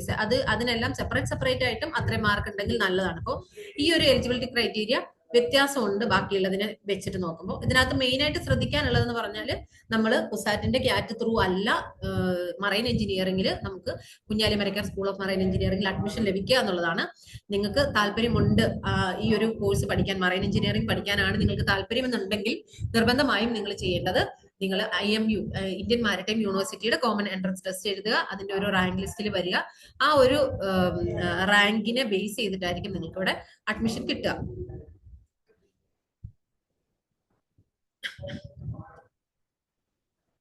അതേപോലെ തന്നെ അതിനൊരു മാക്സിമം ഏജ് ലിമിറ്റും പറയുന്നുണ്ട് മറൈൻ എഞ്ചിനീയറിംഗിന്. അത് 1 സെപ്റ്റംബറിൽ നമ്മൾ ഈ അടുത്ത വർഷം അഡ്മിഷൻ, നമ്മൾ ഏത് വർഷമാണോ അഡ്മിഷൻ എടുക്കുന്ന ആ ഒരു ഇയറിൽ 25 വയസ്സ് ആയിരിക്കും മാക്സിമം ഏജ് ലിമിറ്റ് എന്ന് പറയുന്നത്. അതിലപ്പുറത്തേക്കുള്ളവർക്ക് അപ്ലൈ ചെയ്യാനായിട്ട് പറ്റില്ല. അതേപോലെ തന്നെ ഫിസിക്കലി ഫിറ്റ് ആയിരിക്കുക എന്നുള്ളത് എല്ലാ രീതിയിലും പറയുന്നുണ്ട്. അതിൽ പ്രത്യേകിച്ചും ഐസൈറ്റും ഹിയറിംഗും ഉൾപ്പെടെയാണ് പറയുന്നത്. അപ്പൊ ഐസൈറ്റിനും ഹിയറിംഗിനും മർച്ചന്റ് ഷിപ്പിംഗ് റൂൾസ് അനുസരിച്ചുള്ള കുറെ ക്ലിയർ ആയിട്ട് കുറെ കാര്യങ്ങൾ നമുക്ക് ആ ഒരു പ്രോസ്പെക്ടസിൽ അവർ മെൻഷൻ ചെയ്യുന്നുണ്ട്. അതൊക്കെ ഓക്കെ ആണെന്നുണ്ടെങ്കിൽ ഇപ്പൊ നമുക്ക് താല്പര്യം ഉണ്ടായിരിക്കും മറൈൻ എഞ്ചിനീയർ ആവാനായിട്ട്, മറൈൻ എഞ്ചിനീയറിംഗ് പഠിക്കാനായിട്ടൊക്കെ. പക്ഷേ ഇത്തരം കാര്യങ്ങളും കൂടി നോക്കിയതിനു ശേഷം മാത്രമേ നമുക്ക് അപ്ലൈ ചെയ്യാവുള്ളൂ. ഇഷ്ടമുണ്ട് എന്നുള്ളത് കൊണ്ട് മാത്രം കാര്യമില്ല. ഇതിൽ അഡ്മിഷൻ കിട്ടണമെന്നുണ്ടെങ്കിൽ ഇങ്ങനെ കുറച്ച് ക്രൈറ്റീരിയ ഉണ്ട്. അപ്പൊ നമുക്ക് നമ്മുടെ ഐസൈറ്റും ഹിയറിംഗും ഒക്കെ ഈ മർച്ചന്റ് ഷിപ്പിംഗ് റൂൾസിനനുസരിച്ച് അവരുടെ മെഡിക്കൽ എക്സാമിന് അതിനൊരു ബോർഡ് ഓഫ് ഡോക്ടേഴ്സ് ഉണ്ട്. അവര് സർട്ടിഫൈ ചെയ്യണം നമ്മൾ ഫിറ്റ് ആണ് എന്നുള്ളത്. ആ രീതിയിൽ വന്നാൽ മാത്രമേ ഉള്ളൂ നമുക്ക് ഈ പറയുന്ന പോലെ ഈ ഒരു മറൈൻ എഞ്ചിനീയറിംഗിൽ നമുക്ക് അഡ്മിഷൻ എടുക്കാനായിട്ട് സാധിക്കുള്ളൂ. അതേപോലെ തന്നെ വാലിഡ് ആയിട്ടുള്ള ഒരു പാസ്പോർട്ടും നിർബന്ധമാണ്. ഇത്രയും കാര്യങ്ങളാണ് ഒരു മറൈൻ എഞ്ചിനീയറിംഗിന് വേണ്ടിയിട്ടുള്ള അഡ്മിഷൻ എലിജിബിലിറ്റി ക്രൈറ്റീരിയ ആയിട്ട് പറയുന്നത്. അതിൽ നമുക്ക് ബിടെക് പ്രോഗ്രാംസിന് വേണ്ടിയിട്ടുള്ള കോമൺ അഡ്മിഷൻ ടെസ്റ്റ് കുസാറ്റിന്റെ ക്യാറ്റ് വരുന്നതിന്റെ ടെസ്റ്റ് കോഡ് എന്ന് പറയുന്നത് 101 അതിന്റെ ടെസ്റ്റ് ഡ്യൂറേഷൻ വരുന്നത് 3 hours ആണ്. ഈ 3 മണിക്കൂറുള്ള ആ ഒരു ടെസ്റ്റില് നമുക്ക് ഫിസിക്സും കെമിസ്ട്രിയും മാത്സും ആണ് വരുന്നത്. അതില് ഫിസിക്സിന്റെ ക്വസ്റ്റ്യൻസ് വരുന്നത് 75 ക്വസ്റ്റ്യൻസ് ആണ്. അതിന് 300 മാർക്കാണ് വരുന്നത്. അതുപോലെ കെമിസ്ട്രിക്ക് 60 ക്വസ്റ്റ്യൻസിന് 240 മാർക്ക് വരുന്നുണ്ട്. മാത്സിന് 90 ക്വസ്റ്റ്യൻസ് ആണ്, 360 മാർക്ക് വരുന്നത്. അപ്പോ നമുക്ക് മിനിമം ഒരു 10 മാർക്ക് എങ്കിലും ഇതിലെല്ലാത്തിലും കൂടെ, അതായത് റാങ്ക് ലിസ്റ്റിൽ വരണം എന്നുണ്ടെങ്കിൽ ടോട്ടൽ വരുന്നതിൽ ഒരു 10 മാർക്ക് എങ്കിലും ഉണ്ടെങ്കിൽ മാത്രമാണ് നമ്മൾ റാങ്ക് ലിസ്റ്റിൽ ഉൾപ്പെടുകയുള്ളൂ. ഇതിന്റെ ഈ ഒരു ടെസ്റ്റില് മാറ്റം വന്നിട്ടുണ്ട് കഴിഞ്ഞ വർഷത്തെ അപേക്ഷിച്ചിട്ട്. കഴിഞ്ഞ വർഷം എന്ന് പറഞ്ഞാൽ നമുക്ക് ഓരോ സബ്ജക്റ്റിനും ടൈം കൊടുത്തിട്ടുണ്ടായിരുന്നു. അതായത് ടോട്ടൽ വരുന്ന 3 hours 1.25 മണിക്കൂർ നമ്മൾ മാത്സിന് വേണ്ടിയിട്ടായിരുന്നു ഉണ്ടായിരുന്നത്. മാത്സിന്റെ 90 ക്വസ്റ്റ്യൻസിന് വേണ്ടിയിട്ടാണ് നമുക്ക് 1.25 മണിക്കൂർ ഉണ്ടായിരുന്നത്. അതുപോലെ ഫിസിക്സിന്റെ 75 ക്വസ്റ്റ്യൻസിന് വേണ്ടിയിട്ട് 1 hour ആണ് ഉണ്ടായിരുന്നത്. പിന്നീട് വരുന്ന 45 മിനിറ്റ് എന്ന് പറഞ്ഞാൽ കെമിസ്ട്രിയുടെ 60 ക്വസ്റ്റ്യൻസിനായിരുന്നു. അപ്പം അങ്ങനെ നമുക്ക് ഓരോ സബ്ജക്ട് വൈസ് ആയിരുന്നു ടൈം കൊടുത്തിരുന്നത് കഴിഞ്ഞ വർഷം വരെ. പക്ഷെ ഈ വർഷം എന്ന് പറഞ്ഞാൽ ടോട്ടൽ 3 hours ആക്കിയിട്ടുണ്ട്. അത് കുറച്ചും കൂടി കുട്ടികൾക്ക് പ്രയോജനമാകുമെന്നാണ് തോന്നുന്നത്. അപ്പോൾ അതൊക്കെ പ്രയോജനപ്പെടുത്താനായിട്ട് ശ്രമിക്കുക. അതായത് ടോട്ടൽ എല്ലാത്തിനും കൂടി 3 മണിക്കൂറാണ് വരുന്നത്. അപ്പൊ ഇടയ്ക്കിടയ്ക്ക് നമുക്ക് ആ ഒരു ടൈമിന്റെ ആ ഒരു ഇഷ്യൂ വരുന്നില്ല. അപ്പൊ ഈ ഒരു രീതിയിലാണ് ഈ ഒരു ബിടെക് പ്രോഗ്രാംസിന് വേണ്ടിയിട്ടുള്ള കോമൺ അഡ്മിഷൻ ടെസ്റ്റിന്റെ ഒരു പാറ്റേൺ വരുന്നത്. അപ്പോൾ ഇത്രയുമാണ് നമുക്ക് ബിടെക് പ്രോഗ്രാംസിനെ പറ്റിയിട്ട് പൊതുവായിട്ട് പറയാനായിട്ടുള്ളത്. നെക്സ്റ്റ് നമുക്ക് 4 year under graduate bachelor of vocation, അതായത് ബിവോക് ഓണേഴ്സ് പ്രോഗ്രാം ആണ്. ആ പ്രോഗ്രാം വരുന്നത് ഡാറ്റ സയൻസ് ആൻഡ് അനലിറ്റിക്സ് എന്ന് പറയുന്ന പ്രോഗ്രാമാണ്. ആ ഒരു പ്രോഗ്രാം വരുന്നതും ഈ പറയുന്ന പോലെ ഫസ്റ്റ് ക്യാമ്പസിൽ തന്നെയാണ് വരുന്നത്, മെയിൻ ക്യാമ്പസിൽ തന്നെയാണ് വരുന്നത്. അതിന് നമുക്ക് മാത്സ് നിർബന്ധമാണ്. അപ്ലൈഡ് മാത്സ് അല്ലെങ്കിൽ അപ്ലൈഡ് മാത്സ്, ബിസിനസ് മാത്സ് അല്ലെങ്കിൽ സ്റ്റാറ്റിസ്റ്റിക്സ്, ഇതിൽ ഏതെങ്കിലും നിർബന്ധമായിട്ടും പഠിച്ചിരിക്കണം. അതിൽ 50% മാർക്ക് ഉണ്ടായിരിക്കണം എന്നുള്ളത് നിർബന്ധമാണ്. ഇപ്പോൾ 3 ഇയർ പ്രോഗ്രാം ആയിരുന്നു കഴിഞ്ഞ വർഷം വരെ. ഈ വർഷം മുതൽ 4 ഇയർ പ്രോഗ്രാം ആണ്, ബിവോക് പ്രോഗ്രാം ആണ്. ഇതിലും മിനിമം പാസ് മാർക്ക് മാത്രമേ SC/ST കാൻഡിഡേറ്റ്സിന് ആവശ്യമുള്ളൂ. അതുപോലെ SC/BC കാൻഡിഡേറ്റ്സിന് 5% റിലാക്സേഷൻ വരുന്നുണ്ട്. ഈ ബിവോക് പ്രോഗ്രാംസിന് വേണ്ടിയിട്ടുള്ള ടെസ്റ്റ് കോഡ് വരുന്നത് 103 ആണ്. അതിനകത്ത് ഡിഫറൻസ് വരുന്നുണ്ട്. അതായത് നമ്മൾ ഓരോ പ്രോഗ്രാമിനും അതിനനുസരിച്ചുള്ള ടെസ്റ്റ് കോഡ്സ് ആണെന്നുള്ളതും അതിന്റെ ടെസ്റ്റുകളിൽ വ്യത്യാസം ഉണ്ടെന്നുള്ളതും ഞാൻ ആദ്യമേ പറഞ്ഞായിരുന്നല്ലോ. അപ്പോൾ ഈ 103 വരുമ്പോഴേക്കും ഈ ബിവോക്കിന് നമ്മൾ ബിവോക്ക് മാത്രം ഇതിപ്പോ ഒറ്റ കോഴ്സ് മാത്രമാണ് വരുന്നത്. അപ്പൊ ഈ ഒരു കോഴ്സ് മാത്രം ഉദ്ദേശിക്കുന്ന കുട്ടികൾ ഈ ഒരു ഒറ്റ ടെസ്റ്റ് മാത്രം അറ്റൻഡ് ചെയ്താൽ മതിയായിരിക്കും. അതിൽ വരുന്ന സബ്ജക്ട്സ് എന്ന് പറഞ്ഞാൽ ന്യൂമറിക്കൽ റീസണിംഗ് ഉണ്ട്, ഇംഗ്ലീഷ് ലാംഗ്വേജ് ഉണ്ട്, കോംപ്രിഹെൻഷൻ ആൻഡ് ലോജിക്കൽ റീസണിംഗ് വരുന്നുണ്ട്. അതിൽ ന്യൂമറിക്കൽ റീസണിംഗിൽ 60 ക്വസ്റ്റ്യൻസ് വരുന്നുണ്ട്, ലാംഗ്വേജിന് 45, കോംപ്രിഹെൻഷന് 45. അങ്ങനെയാണ് ആ ഒരു ക്വസ്റ്റ്യൻസിന്റെ വരുന്നത്. അപ്പൊ ഈ ഒരു പാറ്റേണിലായിരിക്കും വരുന്നത്. അപ്പൊ നിങ്ങൾക്ക് ഇത് മനസ്സിലാക്കി വെച്ചാൽ മാത്രമേ ഉള്ളൂ ഇതനുസരിച്ചുള്ള പ്രിപ്പറേഷൻ എടുക്കാനായിട്ട് സാധിക്കുള്ളൂ. പിന്നീട് വരുന്ന മെയിൻ പ്രോഗ്രാംസ് എന്ന് പറഞ്ഞാൽ 5 ഇയർ ഇന്റഗ്രേറ്റഡ് പ്രോഗ്രാംസ് ആണ്. അപ്പൊ ഞാൻ ആദ്യം തന്നെ പറഞ്ഞു, നമ്മൾ +2 ശേഷം കുസാറ്റിൽ അഡ്മിഷൻ എടുക്കാൻ ആഗ്രഹിക്കുന്ന കുട്ടികളെയാണ് കംപ്ലീറ്റ് ഇന്നിപ്പോ ഫോക്കസ് ചെയ്യാനായിട്ട് ഉദ്ദേശിച്ചിരിക്കുന്നത്. അതുകൊണ്ട് തന്നെ മെയിൻലി നമ്മൾ അവർക്ക് വേണ്ടിയിട്ടുള്ള പ്രോഗ്രാംസ് ആണ് ഡീറ്റെയിൽ ആയിട്ട് പറയുന്നത്. അപ്പോൾ 5 ഇയർ ഇന്റഗ്രേറ്റഡ് പ്രോഗ്രാംസ് വരുന്നത് സയൻസ് ആൻഡ് ടെക്നോളജിയിൽ കുറേയേറെ പ്രോഗ്രാംസ് വരുന്നുണ്ട്. അതേപോലെ തന്നെ പുതിയതായിട്ട് ഇൻട്രൊഡ്യൂസ് ചെയ്തിരിക്കുന്ന 5 year integrated MA in Hindi language and literature program വരുന്നുണ്ട്. അതേപോലെ തന്നെ 5 ഇയർ ഇന്റഗ്രേറ്റഡ് MCA പ്രോഗ്രാം വരുന്നുണ്ട്. പിന്നെ LLB ഓണേഴ്സിന്റെ പ്രോഗ്രാമും വരുന്നുണ്ട്. അപ്പോൾ ചുരുക്കത്തിൽ ഇത്രയും പ്രോഗ്രാംസ് ആണ് ഇന്റഗ്രേറ്റഡ് പ്രോഗ്രാംസ് ആയിട്ട് വരുന്നത്. ഒരു ഡീറ്റെയിൽഡ് ആയിട്ട് നമ്മൾ പറയുമ്പോഴേക്കും integrated MSc programs science and ടെക്നോളജിയിൽ വരുന്നതിൽ ഫസ്റ്റ് വരുന്നത് ബയോളജിക്കൽ സയൻസ് ആണ്. അതിന് നമുക്ക് വരുന്നത് ടെസ്റ്റ് കോഡ് 104 ആണ്. ഞാനിപ്പം എല്ലാത്തിന്റെയും ഒരു പാറ്റേൺ പറഞ്ഞിട്ടില്ല. ഞാനൊരു എക്സാമ്പിൾ ആയിട്ട് ഏറ്റവും കൂടുതൽ വേണ്ടത് 101 ആയതുകൊണ്ട് തന്നെയാണ് 101ൻ്റെത് കാണിച്ചത്. അതിന്റെ ഒരു ഡിഫറൻസ് മനസ്സിലാക്കാൻ വേണ്ടിയിട്ടാണ് ഈ പറഞ്ഞ പോലെ 103യും കൂടെ കാണിച്ചിരുന്നത്. അപ്പൊ അത് സബ്ജക്ട് വൈസ് നമ്മൾ ഏതാണോ ചൂസ് ചെയ്യാനായിട്ട് ഉദ്ദേശിക്കുന്നത് അതനുസരിച്ച് നമ്മൾ അതിനനുസരിച്ചുള്ള ടെസ്റ്റ് കോഡ്സ് മനസ്സിലാക്കി അതിനനുസരിച്ച് നമ്മൾ പ്രിപ്പറേഷൻ എടുക്കണം. ഇപ്പോൾ ബയോളജിക്കൽ സയൻസസിൽ 5 year integrated MSc in biological science ആണ് വരുന്നത്. അതിൽ നമുക്ക് 50% മാർക്ക് വേണം. അതായത് ബയോളജി, ഫിസിക്സ്, കെമിസ്ട്രി വരുന്ന ഒരു സ്ട്രീമിൽ 50% നമുക്ക് +2 മാർക്ക് വേണം. അപ്പോൾ ബയോളജിക്കൽ സയൻസസ് നമുക്ക് ഐസറിൽ അവൈലബിൾ ആണ്. അപ്പൊ ഐസറിലൊക്കെ എന്ന് പറയുമ്പോൾ നമുക്ക് നമ്മുടെ ആ ഒരു 2 വർഷവും നമ്മൾ എല്ലാ സബ്ജക്ട്സും നമ്മൾ പഠിക്കണം ഇതിനകത്തുള്ള. പക്ഷെ കുസാറ്റിലെ അതുമായിട്ടുള്ള ഒരു ഡിഫറൻസ് വരുന്നതെന്ന് പറഞ്ഞാൽ നമുക്ക് സ്പെസിഫിക് ആയിട്ട് തന്നെയാണ് സ്റ്റാർട്ടിങ്ങിൽ തന്നെ വരുന്നത്. അതായത് എല്ലാ സബ്ജക്ട്സും പഠിക്കുന്നത് 2 വർഷം അങ്ങനെ നമുക്ക് വരുന്നില്ല. ഇത് നമുക്ക് സ്പെസിഫിക് ആയിട്ട് തന്നെയാണ് വരുന്നത്. അതേപോലെ തന്നെ നമുക്ക് കുറച്ചും കൂടി എളുപ്പത്തിലുള്ള എക്സിറ്റ് ഓപ്ഷൻസും അവൈലബിൾ ആണ്. അതായത് ഇപ്പൊ 3 ഇയർ കഴിഞ്ഞ് കഴിഞ്ഞാൽ നമുക്ക് ബുദ്ധിമുട്ടുണ്ട്, തുടരാൻ താല്പര്യമില്ല എന്നുണ്ടെന്നുണ്ടെങ്കിൽ നമുക്ക് ഡിഗ്രി എന്നുള്ള രീതിയിൽ നമുക്ക് എക്സിറ്റ് ചെയ്യാൻ പറ്റും. അതേപോലെ 4 ഇയർ കഴിയുമ്പോഴത്തേക്കും ഓണേഴ്സ് ഡിഗ്രി എന്നുള്ള രീതിയിൽ, ഓണേഴ്സ് വിത്ത് റിസർച്ച് എന്നുള്ള രീതിയിൽ നമുക്ക് നമ്മുടെ ക്രെഡിറ്റ് സ്കോറിനനുസരിച്ച് നമുക്ക് എക്സിറ്റ് ഓപ്ഷൻസ് അവൈലബിൾ ആണ്. അപ്പോൾ ബയോളജിക്കൽ സയൻസസ് ആണ് ആദ്യം വരുന്നത്. പിന്നെ നെക്സ്റ്റ് വരുന്നത് മാത്സ് ആണ്. അതിൽ ടെസ്റ്റ് കോഡ് വരുന്നത് 101 ആണ്. അതിൽ മാത്സും ഫിസിക്സും കെമിസ്ട്രിയും ഉൾപ്പെടുന്ന +2 ആണ് ക്വാളിഫിക്കേഷൻ പറയുന്നത്. അതേപോലെ തന്നെ പിന്നീട് വരുന്നത് സ്റ്റാറ്റിസ്റ്റിക്സ് ആണ്. അതിലും ഈ പറഞ്ഞ പോലെ മാത്സും ഫിസിക്സും കെമിസ്ട്രിയുമാണ് വരുന്നത്. ഇപ്പൊ ഞാൻ ഈ ഒരു ക്വാളിഫിക്കേഷൻ ഈ ഒരു രീതിയിൽ എടുത്ത് പറയാനായിട്ടുള്ള ഒരു കാരണം എന്ന് പറഞ്ഞാൽ നമുക്ക് പൊതുവെ ഇവിടെ വരുന്ന കുട്ടികൾ, നമ്മൾ ഈ ഒരു ഓഫ്ലൈൻ കൗൺസിലിങ്ങിന് വരുന്ന കുട്ടികൾ, അവർക്ക് ഒരു സബ്ജക്റ്റിനോട് ഒരു താല്പര്യം ഉണ്ടായിരിക്കും. ആ ഒരു സബ്ജക്റ്റിൽ ഒരു ഹയർ സ്റ്റഡീസ് ചെയ്യാം എന്നുള്ള ഒരു ഉദ്ദേശത്തിൽ അവർ ആ ഒരു സബ്ജക്റ്റിനെ മാത്രം നോക്കിയിട്ട് ഓപ്റ്റ് ചെയ്യും. അതായത് ഇപ്പൊ ഒരു എക്സാമ്പിൾ പറയുകയാണെന്നുണ്ടെങ്കിൽ ജിയോളജി താല്പര്യമുള്ള ഒരു കുട്ടി ജിയോളജി പഠിക്കാൻ വേണ്ടിയിട്ട് ഒരു ഇന്റഗ്രേറ്റഡ് പ്രോഗ്രാം ജിയോളജിയിൽ ഓപ്റ്റ് ചെയ്തു. പക്ഷെ ആൾക്ക് ഫിസിക്സും കെമിസ്ട്രിയും ഒക്കെ വലിയ ഇൻട്രസ്റ്റ് ഇല്ലാത്ത സബ്ജക്റ്റ് ആണ്. ഇൻട്രസ്റ്റ് ഇല്ല എന്ന് പറഞ്ഞാൽ അത് പഠിക്കാൻ ബുദ്ധിമുട്ടുള്ളത് കൊണ്ട് തന്നെ ഇൻട്രസ്റ്റ് ഇല്ല. അപ്പോ പഠിച്ചു തുടങ്ങിയപ്പോഴാണ്, ഫസ്റ്റ് സെം ഇപ്പോൾ കഴിഞ്ഞതേ ഉള്ളൂ, പഠിച്ചു തുടങ്ങിയപ്പോഴാണ് ഇതിൽ ഇത്രയും കാര്യമായിട്ട് ഫിസിക്സും കെമിസ്ട്രിയും ഇതിന് വേണം എന്നുള്ളത് മനസ്സിലായത്.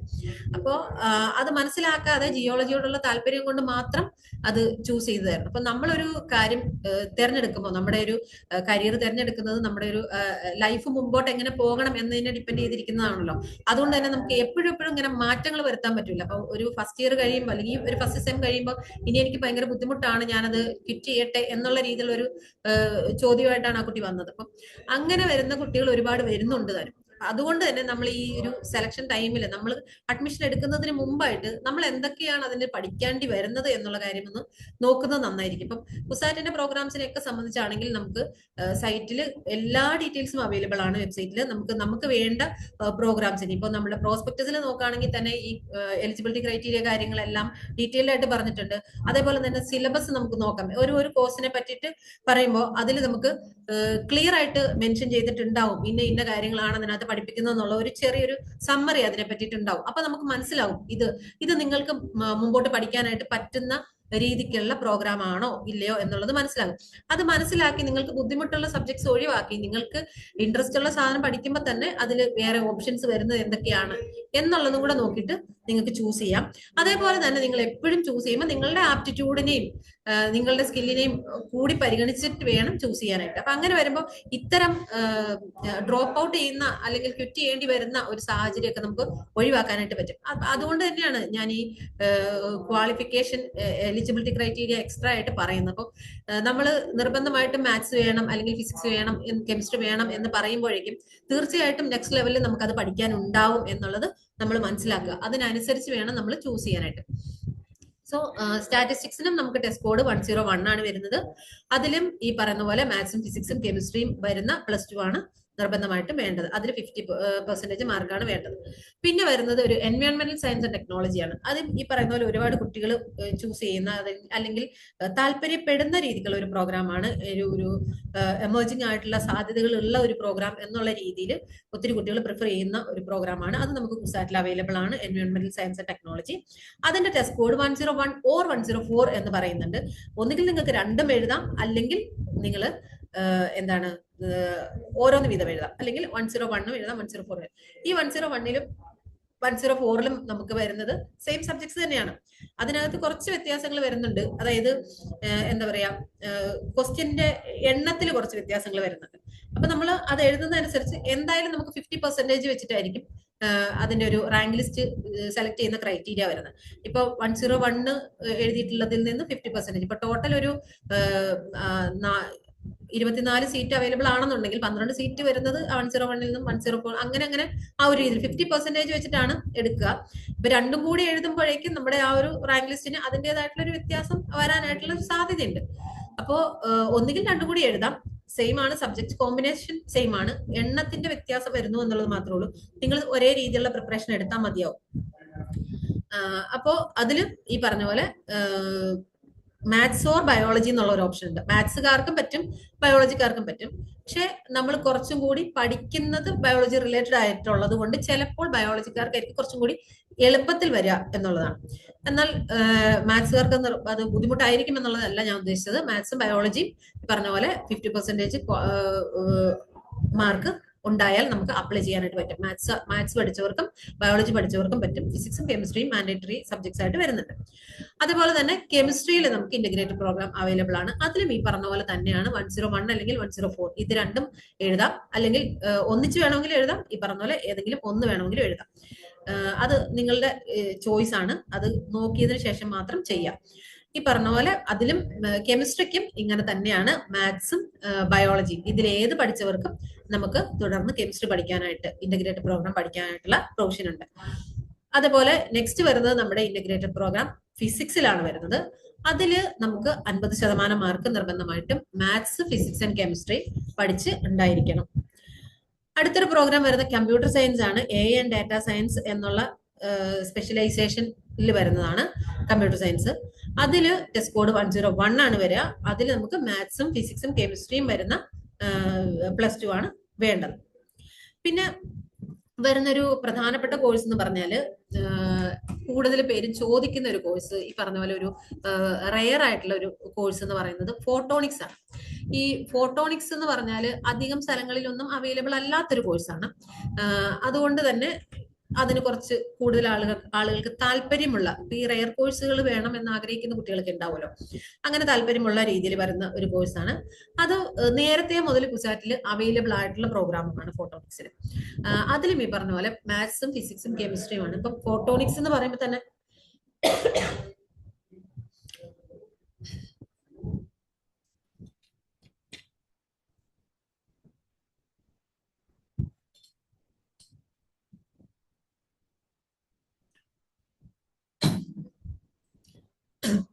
ഫോട്ടോണിക്സ് എന്ന് പറയുമ്പോൾ തന്നെ നമുക്ക് അറിയാം കൂടുതൽ നമുക്ക് ഫിസിക്സ് പഠിക്കാനായിട്ട് ഉണ്ടാവും. അപ്പോൾ അതിന് കൂടുതൽ ഇൻട്രസ്റ്റ് ഉള്ള കുട്ടികളാണെന്നുണ്ടെങ്കിൽ ഈ പറഞ്ഞ പോലെ അത് നന്നായിരിക്കും. സോറി. ഇതിലുള്ള വേറൊരു പ്രത്യേകത എന്താന്ന് വെച്ചാല് ഇതിൽ പഠിച്ചിറങ്ങുന്ന കുട്ടികളിൽ കൂടുതൽ പേരും പ്ലേസ്മെന്റ് ഉണ്ട് എന്നുള്ളത് ശരിക്കും കിട്ടുന്നുണ്ട് എങ്കിൽ പോലും കൂടുതൽ പേരും റിസർച്ച് ഓറിയന്റഡ് ആയിട്ട് പോകാനായിട്ടാണ്, ഹയർ സ്റ്റഡീസിലേക്ക് പോകാൻ വേണ്ടിയിട്ടാണ് താല്പര്യപ്പെടുന്നത്. ആ രീതിയിലാണ് കണ്ടുവരുന്നത്. ഇപ്പോൾ ഉള്ള സീറ്റുകളിൽ ഒരു കുറച്ച് കുട്ടികൾ മാത്രം പ്ലേസ്മെന്റ് എടുത്തിട്ട് പോവുകയും ബാക്കിയുള്ള കുട്ടികൾ എബ്രോഡ് ഹയർ സ്റ്റഡീസിലേക്ക് പോവുകയും ചെയ്യുന്ന ആ ഒരു രീതിയാണ് കണ്ടുവരുന്നത്. അപ്പോൾ റിസർച്ച് ഓറിയന്റഡ് ആയിട്ടുള്ള രീതിയിലാണ് ഇവിടെ ഈ ഒരു പ്രോഗ്രാം നമുക്ക് വരുന്നത് എന്നാണ് അതിൽ നിന്ന് മനസ്സിലാക്കാൻ പറ്റുന്നത്. അപ്പം അങ്ങനെ താല്പര്യമുള്ള കുറച്ച് കൂടുതൽ ഡീറ്റെയിൽഡ് ആയിട്ട് കാര്യങ്ങൾ പഠിക്കാൻ, ഈ ഒരു സബ്ജക്ട് വൈസ് പഠിക്കാൻ താല്പര്യമുള്ള കുട്ടികളാണെന്നുണ്ടെങ്കിൽ അവർക്കൊരു ബെസ്റ്റ് ചോയ്സ് ആയിരിക്കും ഫോട്ടോണിക്സ് എന്ന് പറയുന്നത്. അല്ലാതെ നമുക്കൊരു റയർ സാധനമാണ് എന്ന് വിചാരിച്ചിട്ട് മാത്രം പോകേണ്ടതല്ല എന്നാണ് ഉദ്ദേശിച്ചത്. ഇപ്പൊ ഇതിലെല്ലാത്തിലും എക്സിറ്റ് ഓപ്ഷൻസ് അവൈലബിൾ ആണ്. അതെല്ലാം നമുക്ക്, അതായത് നമുക്ക് 6th സെമ്മില്, അതായത് 3 വർഷം കഴിയുമ്പോഴേക്കും നമുക്ക് PSc ഡിഗ്രിയോടുകൂടി നമുക്ക് എക്സിറ്റ് ചെയ്യാം. അതല്ലെന്നുണ്ടെങ്കിൽ 4 വർഷം കഴിയുമ്പോൾ ഒന്നിൽ ഓണേഴ്സ് എന്നുള്ള രീതിയിൽ അല്ലെങ്കിൽ ഓണേഴ്സ് വിത്ത് റിസർച്ച് എന്നുള്ള രീതിയിൽ നമുക്ക് എക്സിറ്റ് ചെയ്യാനുള്ള ഓപ്ഷൻസ് അവൈലബിൾ ആണ്. പിന്നീട് വന്നിരിക്കുന്ന ഒരു പ്രധാനപ്പെട്ട വ്യത്യാസം, അതായത് പുതിയതായിട്ട് വന്നിട്ടുള്ള കോഴ്സ് എന്ന് പറഞ്ഞാൽ അത് MSc in econometrics and data science എന്ന് പറയുന്ന കോഴ്സാണ്. ആ ഒരു കോഴ്സിൽ ഈ പറഞ്ഞ പോലെ നമുക്ക് പുതിയതായിട്ട് ഇൻട്രൊഡ്യൂസ് ചെയ്തിരിക്കുന്ന ഒരു കോഴ്സാണ്. നോർമലി ഇതിൽ MA പ്രോഗ്രാം അവൈലബിൾ ആയിരുന്നു നേരത്തെ തന്നെ. MA in econometrics and data science എന്ന് പറയുന്ന പ്രോഗ്രാം അവൈലബിൾ ആയിരുന്നു. ഇപ്പോഴും അത് ഉണ്ട്. അത് സെന്റർ ഫോർ ബഡ്ജറ്റ് സ്റ്റഡീസിന്റെ പ്രോഗ്രാമാണ്. ക്യാമ്പസ് 1ലാണ് അവൈലബിൾ ആയിട്ടുള്ളത്. അതില് നമുക്ക് ഉള്ള ഒരു, നമ്മൾ പെട്ടെന്ന് പറയുകയാണെന്നുണ്ടെങ്കിൽ എല്ലാ സ്ട്രീമുകാർക്കും അപ്ലൈ ചെയ്യാമെന്ന് പറയാം. അതായത് +2 ഏത് സ്ട്രീം പഠിച്ചവർക്കും അപ്ലൈ ചെയ്യാം. അത് അങ്ങനെ ഒരു ഗുണമുണ്ട് എന്ന് പറയാം. അതായത് പുതിയതായിട്ടുള്ള ഒരു പ്രോഗ്രാമാണ്. ശരിക്കും ഫ്യൂച്ചറിസ്റ്റിക് ആയിട്ടുള്ള ഒരു പ്രോഗ്രാമാണ്. ഡാറ്റാ സയൻസ് വരുന്നുണ്ട്, എക്കണോമെട്രിക്സ് എന്ന് പറയുമ്പോഴേക്കും കുറച്ച് ഫ്യൂച്ചറിസ്റ്റിക് ആയിട്ടുള്ള ഒരു പ്രോഗ്രാമാണ്. അതുകൊണ്ട് തന്നെ ഏത് സ്ട്രീമുകാർക്കും അപ്ലൈ ചെയ്യാമെന്ന് പറയുമ്പോൾ ഞാൻ നേരത്തെ പറഞ്ഞ പോലത്തെ ഒരു സാധനം അതിനകത്ത് വരും. അതായത് നമ്മൾ ഈ എക്സാമിലേക്ക് വരുമ്പോഴേക്കും നിങ്ങൾ ആ ഒരു എക്സാം പാറ്റേൺ മനസ്സിലാക്കാൻ വേണ്ടിയാണ് ഞാൻ അതും കൂടി കൊടുത്തിരിക്കുന്നത്. അപ്പോൾ എക്സാമിലേക്ക് വരുമ്പോൾ ഏത് സ്ട്രീമുകാർക്കും അപ്ലൈ ചെയ്യാമെന്ന് പറഞ്ഞിട്ട് എക്കണോമിക്സ് ആണ് അതിന് മെയിൻ ആയിട്ട് കൊടുത്തിരിക്കുന്നത്. അതേപോലെ ക്വാണ്ടിറ്റേറ്റീവ് ആപ്റ്റിറ്റ്യൂഡ് ആണ് വീണ്ടും വരുന്നത്. അപ്പോൾ ഏത് രീതിയിലായിരിക്കും നമ്മൾ മുമ്പോട്ട് പഠിക്കേണ്ടത് എന്നുള്ളതിനെ ബേസ് ചെയ്തിട്ടാണല്ലോ ഈ ഒരു രീതി ഇത് വരുന്നത്. അതുകൊണ്ട് തന്നെ ഏത് സ്ട്രീമുകാർക്കും അപ്ലൈ ചെയ്യാം എന്നുള്ളപ്പോൾ തന്നെ ഇതിൽ പഠിക്കാൻ പോകുന്നത് എന്താണ്, അത് നിങ്ങൾക്ക് പഠിക്കാൻ പറ്റുമോ എന്ന് മനസ്സിലാക്കിയതിന് ശേഷം മാത്രമേ ഈ സാധനം ചൂസ് ചെയ്യാവുള്ളൂ, ഈ ഒരു സബ്ജക്ട് ചൂസ് ചെയ്യാവുള്ളൂ. ഇക്കണോമിക്സ് നിങ്ങൾക്ക് ഓക്കെ ആണ് എന്നുണ്ടെങ്കിൽ, ഈ ഒരു എക്കണോമിക്സിന്റെ ഒക്കെ ബാക്ക്ഗ്രൗണ്ട് ഉള്ളവര്, അതുപോലെ ന്യൂമറിക്കൽ എബിലിറ്റി ഒക്കെ നന്നായിട്ടുള്ളവര്, ആ ഒരു രീതിയിലുള്ളവർ ചൂസ് ചെയ്ത് കഴിഞ്ഞാൽ ബെറ്റർ ആയിരിക്കും എന്നുള്ളതാണ്. അപ്പം നമ്മൾ ഈ ഒരു പാറ്റേൺ മനസ്സിലാക്കുക. എക്കണോമിക്സിന് 60 ക്വസ്റ്റ്യൻസ് ആണ് വരുന്നത്. അതേപോലെ ക്വാണ്ടിറ്റേറ്റീവ് ആപ്റ്റിറ്റ്യൂഡിൽ 60 ക്വസ്റ്റ്യൻസ് വരുന്നുണ്ട്. ഇംഗ്ലീഷിന് 30 ക്വസ്റ്റ്യൻസ് ആണ് വരുന്നത്. അപ്പം ഒരു 2 മണിക്കൂർ ഡ്യൂറേഷൻ ആണ് ഇവിടെയും വരുന്നത്. അപ്പോൾ ഏത് സ്ട്രീമുകാർക്കും അപ്ലൈ ചെയ്യാം എന്നുള്ളത് കൊണ്ട് ഇത് നമ്മൾക്കുള്ളതാണ് എന്ന് നിർബന്ധമൊന്നുമില്ല. നമ്മൾക്കുള്ളതാണെങ്കിൽ നമുക്ക് ഇതിനനുസരിച്ചുള്ള ഒരു ആപ്റ്റിറ്റ്യൂഡും അതിനോട് നിങ്ങളുടെ ഒരു ആറ്റിറ്റ്യൂഡ് എങ്ങനെയാണ് എന്നുള്ളതും നോക്കിയിട്ട്, നിങ്ങൾക്ക് അതിനുള്ള സ്കില്ലും കാര്യങ്ങളൊക്കെ ഉണ്ട് എന്നുള്ളത് ഉറപ്പാണെന്നുണ്ടെങ്കിൽ മാത്രം ഈ ഒരു പ്രോഗ്രാമുമായിട്ട് നിങ്ങൾക്ക് മുമ്പോട്ട് പോകാം. വളരെ ഫ്യൂച്ചറിസ്റ്റിക് ആയിട്ടുള്ള ഒരു പ്രോഗ്രാമാണ്, പുതിയതായിട്ട് ഇൻട്രൊഡ്യൂസ് ചെയ്തിട്ടുള്ള പ്രോഗ്രാമാണ്. അപ്പോൾ നെക്സ്റ്റ് വരുന്ന പുതിയൊരു പ്രോഗ്രാം എന്ന് പറയുന്നത് MA Hindi language and literature എന്നുള്ളത് ഇന്റഗ്രേറ്റഡ് പ്രോഗ്രാം. ഇത് ഈ പറഞ്ഞ പോലെ ഇന്റഗ്രേറ്റഡ് അല്ലാതെ PG പ്രോഗ്രാം ആയിട്ട് ഓൾറെഡി അവൈലബിൾ ആണ്. MA Hindi language and literature ഇതിപ്പോ ഇന്റഗ്രേറ്റഡ് പ്രോഗ്രാം ആയിട്ടും അവൈലബിൾ ആയിട്ട് ആക്കിയിട്ടുണ്ട് ഈ വർഷം മുതൽ. അത് ഡിപ്പാർട്ട്മെന്റ് ഓഫ് ഹിന്ദിയുടെ അത് മെയിൻ ക്യാമ്പസിൽ തന്നെയാണ് അവൈലബിൾ ആയിട്ടുള്ളത്. അത് ഈ പറഞ്ഞ പോലെ ഈ ഏത് സ്ട്രീമുകാർക്കും പറ്റും. +2 ഹിന്ദി സെക്കൻഡ് ലാംഗ്വേജ് അഡോപ്റ്റ് ചെയ്തിട്ടുള്ള ആളുകൾക്ക്. അപ്പം നമ്മളെ ദേശീയ ഭാഷയായതുകൊണ്ട് തന്നെ നമുക്ക് ആ രീതിയിൽ മുമ്പിലേക്ക് പോകാൻ പറ്റുന്ന രീതിയിലുള്ള ഒരു ഫ്യൂച്ചർ വരുന്ന രീതിയിലുള്ള ഒരു പ്രോഗ്രാം ആയതുകൊണ്ടായിരിക്കും ഈ ഒരു ഇന്റഗ്രേറ്റഡ് പ്രോഗ്രാമിൽ ഇത് കൂടെ ഉൾപ്പെടുത്തിയത് പുതിയതായിട്ട്. അപ്പൊ അതുകൊണ്ട് നിങ്ങൾക്ക് ഇൻട്രസ്റ്റ് ഉണ്ടെങ്കിൽ, ലാംഗ്വേജ് പഠിക്കാൻ താല്പര്യമുണ്ട്, പ്രത്യേകിച്ച് ഹിന്ദി പഠിക്കാൻ താല്പര്യമുണ്ട് എന്നുണ്ടെന്നുണ്ടെങ്കിൽ അത് ചൂസ് ചെയ്യുന്നത് ബെറ്റർ ആണ്. അപ്പൊ ടെസ്റ്റ് കോഡ് വരുന്ന 106 ആണ്, ഹിന്ദിയിൽ തന്നെ ആയിരിക്കും കൂടുതൽ വരിക. അപ്പൊ അതുകൊണ്ട് തന്നെ അത് നോക്കിയിട്ട്, നിങ്ങൾക്ക് ഹിന്ദി ഇഷ്ടമായിരിക്കും, എന്നാൽ ഹിന്ദി ഡീറ്റെയിൽ ആയിട്ട് ഈ പറഞ്ഞ പോലെ 5 വർഷം പഠിക്കാനായിട്ട് താല്പര്യമുണ്ട് എന്നുണ്ടെങ്കിൽ മാത്രമാണ് നിങ്ങൾ അത് ചൂസ് ചെയ്യാവുള്ളൂ. അപ്പൊ ഇതിന്റെ ടെസ്റ്റ് കോഡ് എടുത്ത് നോക്കുക, നോക്കിയതിന് ശേഷം അത് ഓക്കെയാണ്, നമുക്ക് അത് പഠിക്കാം എന്നുള്ളതാണെന്നുണ്ടെങ്കിൽ നിങ്ങൾ +2 ഏത് സ്ട്രീം ആണെങ്കിലും നിങ്ങൾക്ക് അത് അപ്ലൈ ചെയ്യാനായിട്ട് സാധിക്കും. നെക്സ്റ്റ് വരുന്നത് 5 ഇയർ ഇന്റഗ്രേറ്റഡ് MCA പ്രോഗ്രാം ആണ്. അത് നമുക്ക് ടെസ്റ്റ് കോഡ് 101 ആണ്. നമ്മുടെ ബിടെക്കിന്റെ ഒക്കെ തന്നെ സെയിം ടെസ്റ്റ് കോഡാണ്. ആ ഒരു ടെസ്റ്റ് തന്നെ എഴുതിയാൽ മതിയായിരിക്കും.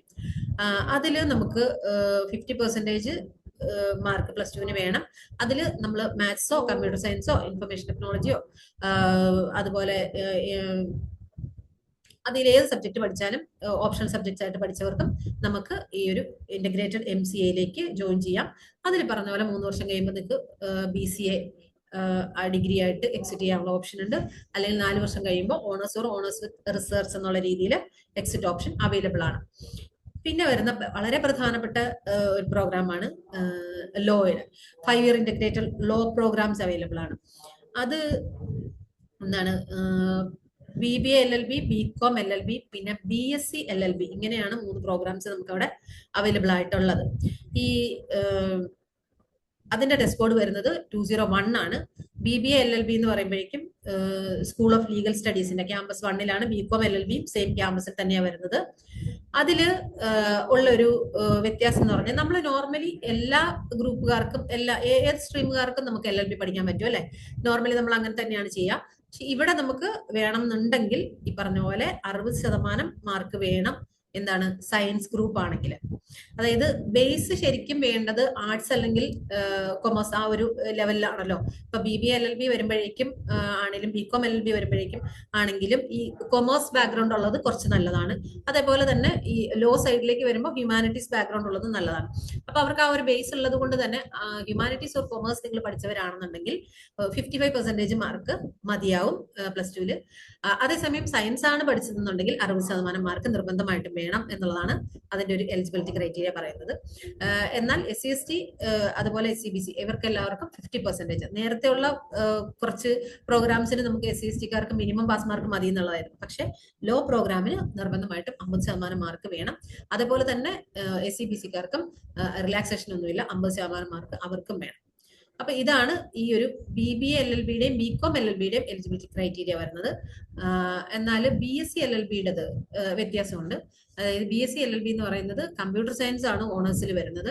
അപ്പൊ അതുകൊണ്ട് തന്നെ അതിന്റെ ടെസ്റ്റ് കോഡ് വേറെയാണ്. അല്ല, ടെസ്റ്റ് കോഡ് സെയിം ആണ്, പക്ഷെ അതിന്റെ എലിജിബിലിറ്റി ക്രൈറ്റീരിയ വേറെയാണ്. മാത്സ് അല്ലെങ്കിൽ കമ്പ്യൂട്ടർ സയൻസ് എന്നുള്ളത് വരുന്നുണ്ട്. അതിന് 50% മാർക്ക് വേണം. അതുപോലെ തന്നെ മിനിമം 65% മാർക്ക് എങ്കിലും +2 വേണം എന്നുള്ളതാണ്. മാത്സ് അല്ലെങ്കിൽ കമ്പ്യൂട്ടർ സയൻസിന് 50% നിർബന്ധമായിട്ടും വേണം. അതേപോലെ തന്നെ ടോട്ടൽ 60 പോരാ, 65% മാർക്ക് വേണം എന്നുള്ളതാണ് ജനറൽ കാറ്റഗറി ആണ് എന്നുണ്ടെങ്കിൽ. അപ്പോൾ ഇതിന്റെ ഒരു ടെസ്റ്റ് കോഡ്, അതിന്റെ ഒരു ടെസ്റ്റിന്റെ പാറ്റേണും കൂടി നമ്മളത് മനസ്സിലാക്കാൻ വേണ്ടിയിട്ട് പറയുന്നത്. ഇപ്പൊ നമ്മൾ നോർമൽ ലോ എൻട്രൻസ് എക്സാംസ് ഒക്കെ വരുമ്പോഴും ഇതുപോലെയുള്ള കാര്യങ്ങൾ വരുന്നുണ്ടാവാം. പക്ഷെ ഇതിന് നമുക്ക് കുസാറ്റിന്റെ കോമൺ അഡ്മിഷൻ ടെസ്റ്റിൽ വരുമ്പോഴേക്കും ഈ 201 വരുന്ന ടെസ്റ്റ് കോഡിൽ 4 കാര്യങ്ങളാണ് വരുന്നത്. അതായത് അത് 2 ടൈപ്പായിട്ടാണ് വരുന്നത്. അതിൽ ഫസ്റ്റ് വരുന്നതിൽ ലോ റിലേറ്റഡ് മാറ്റേഴ്സും റീസണിങ് ആൻഡ് ലോജിക്കൽ തിങ്കിങ്ങും ആണ് വരുന്നത്. അത് ലോ റിലേറ്റഡ് മാറ്റേഴ്സ് 25 ക്വസ്റ്റ്യനും അതുപോലെ റീസണിങ് ആൻഡ് ലോജിക്കൽ തിങ്കിങ് 50 ക്വസ്റ്റ്യനും വരും. രണ്ടാമത്തെ ഇതിൽ വരുന്നത് ജനറൽ ഇംഗ്ലീഷും GK ആണ് വരുന്നത്. അപ്പം ഇതിന്റെ രണ്ടിന്റെയും കൂടി വന്നിട്ട് ടോട്ടൽ മാർക്ക് വെച്ചിട്ടാണ് നമ്മൾ റാങ്ക് ലിസ്റ്റ് റെഡിയാക്കുന്നത്. അപ്പൊ ഈ 4 സബ്ജക്റ്റും 4 ടോപ്പിക്കും നമ്മൾ അറ്റൻഡ് ചെയ്യേണ്ടതാണ്. അപ്പൊ ടോട്ടൽ നമുക്ക് 150 ക്വസ്റ്റ്യൻസ് ആണ് വരുന്നത്. അപ്പോൾ ഈ ഒരു പാറ്റേണിലായിരിക്കും നമ്മുടെ LLB പ്രോഗ്രാമിന്റെ പാറ്റേൺ വരുന്നത്. അപ്പോൾ നമ്മൾ ഇന്റഗ്രേറ്റഡ് പ്രോഗ്രാംസ് എല്ലാം തന്നെ കവർ ചെയ്ത് പോയിട്ടുണ്ട്. ഇനി നമുക്ക് വരുന്നത് ഒരു ലാറ്ററൽ എൻട്രി പ്രോഗ്രാം ആണ് വരുന്നത്. അതായത് നമുക്ക് ബിടെക് പ്രോഗ്രാമിൽ ഇതിങ്ങനെ പറയുമ്പോൾ തന്നെ ബിടെക് പ്രോഗ്രാമിൽ ഞാൻ ആദ്യം പറഞ്ഞിരുന്നു നമുക്ക് റെഗുലർ ബിടെക് ഉണ്ട്, അതേപോലെ തന്നെ പാർട്ട് ടൈം ബിടെക്കും അവൈലബിൾ ആണ്.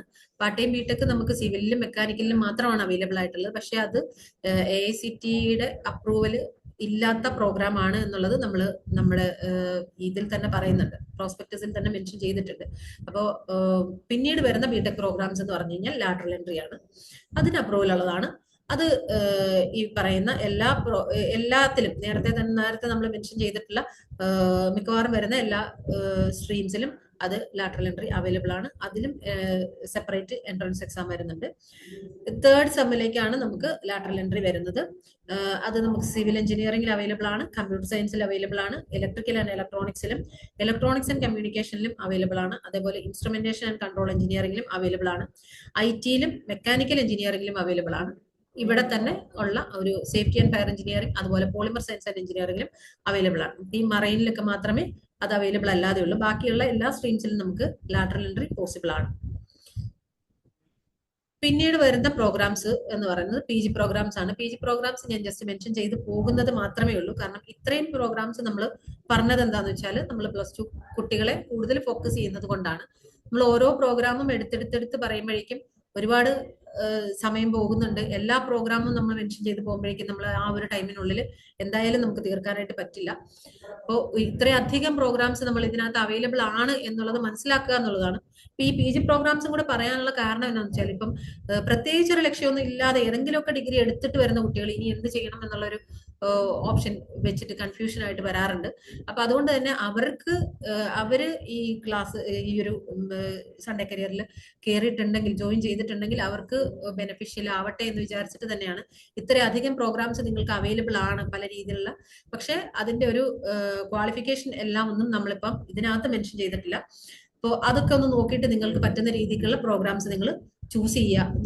നിങ്ങൾക്ക് മുമ്പോട്ട് പോകാൻ താല്പര്യമുള്ള ഒരു ഇൻട്രസ്റ്റിനനുസരിച്ചുള്ള നിങ്ങൾക്ക് നിങ്ങളുടെ പൊട്ടൻഷ്യൽ വരുന്ന രീതിക്കുള്ള പ്രോഗ്രാംസ് ചൂസ് ചെയ്യാം. അതിൽ ഒരുപാട് പ്രോഗ്രാംസ് നമുക്കിതിൽ അവൈലബിൾ ആണ്.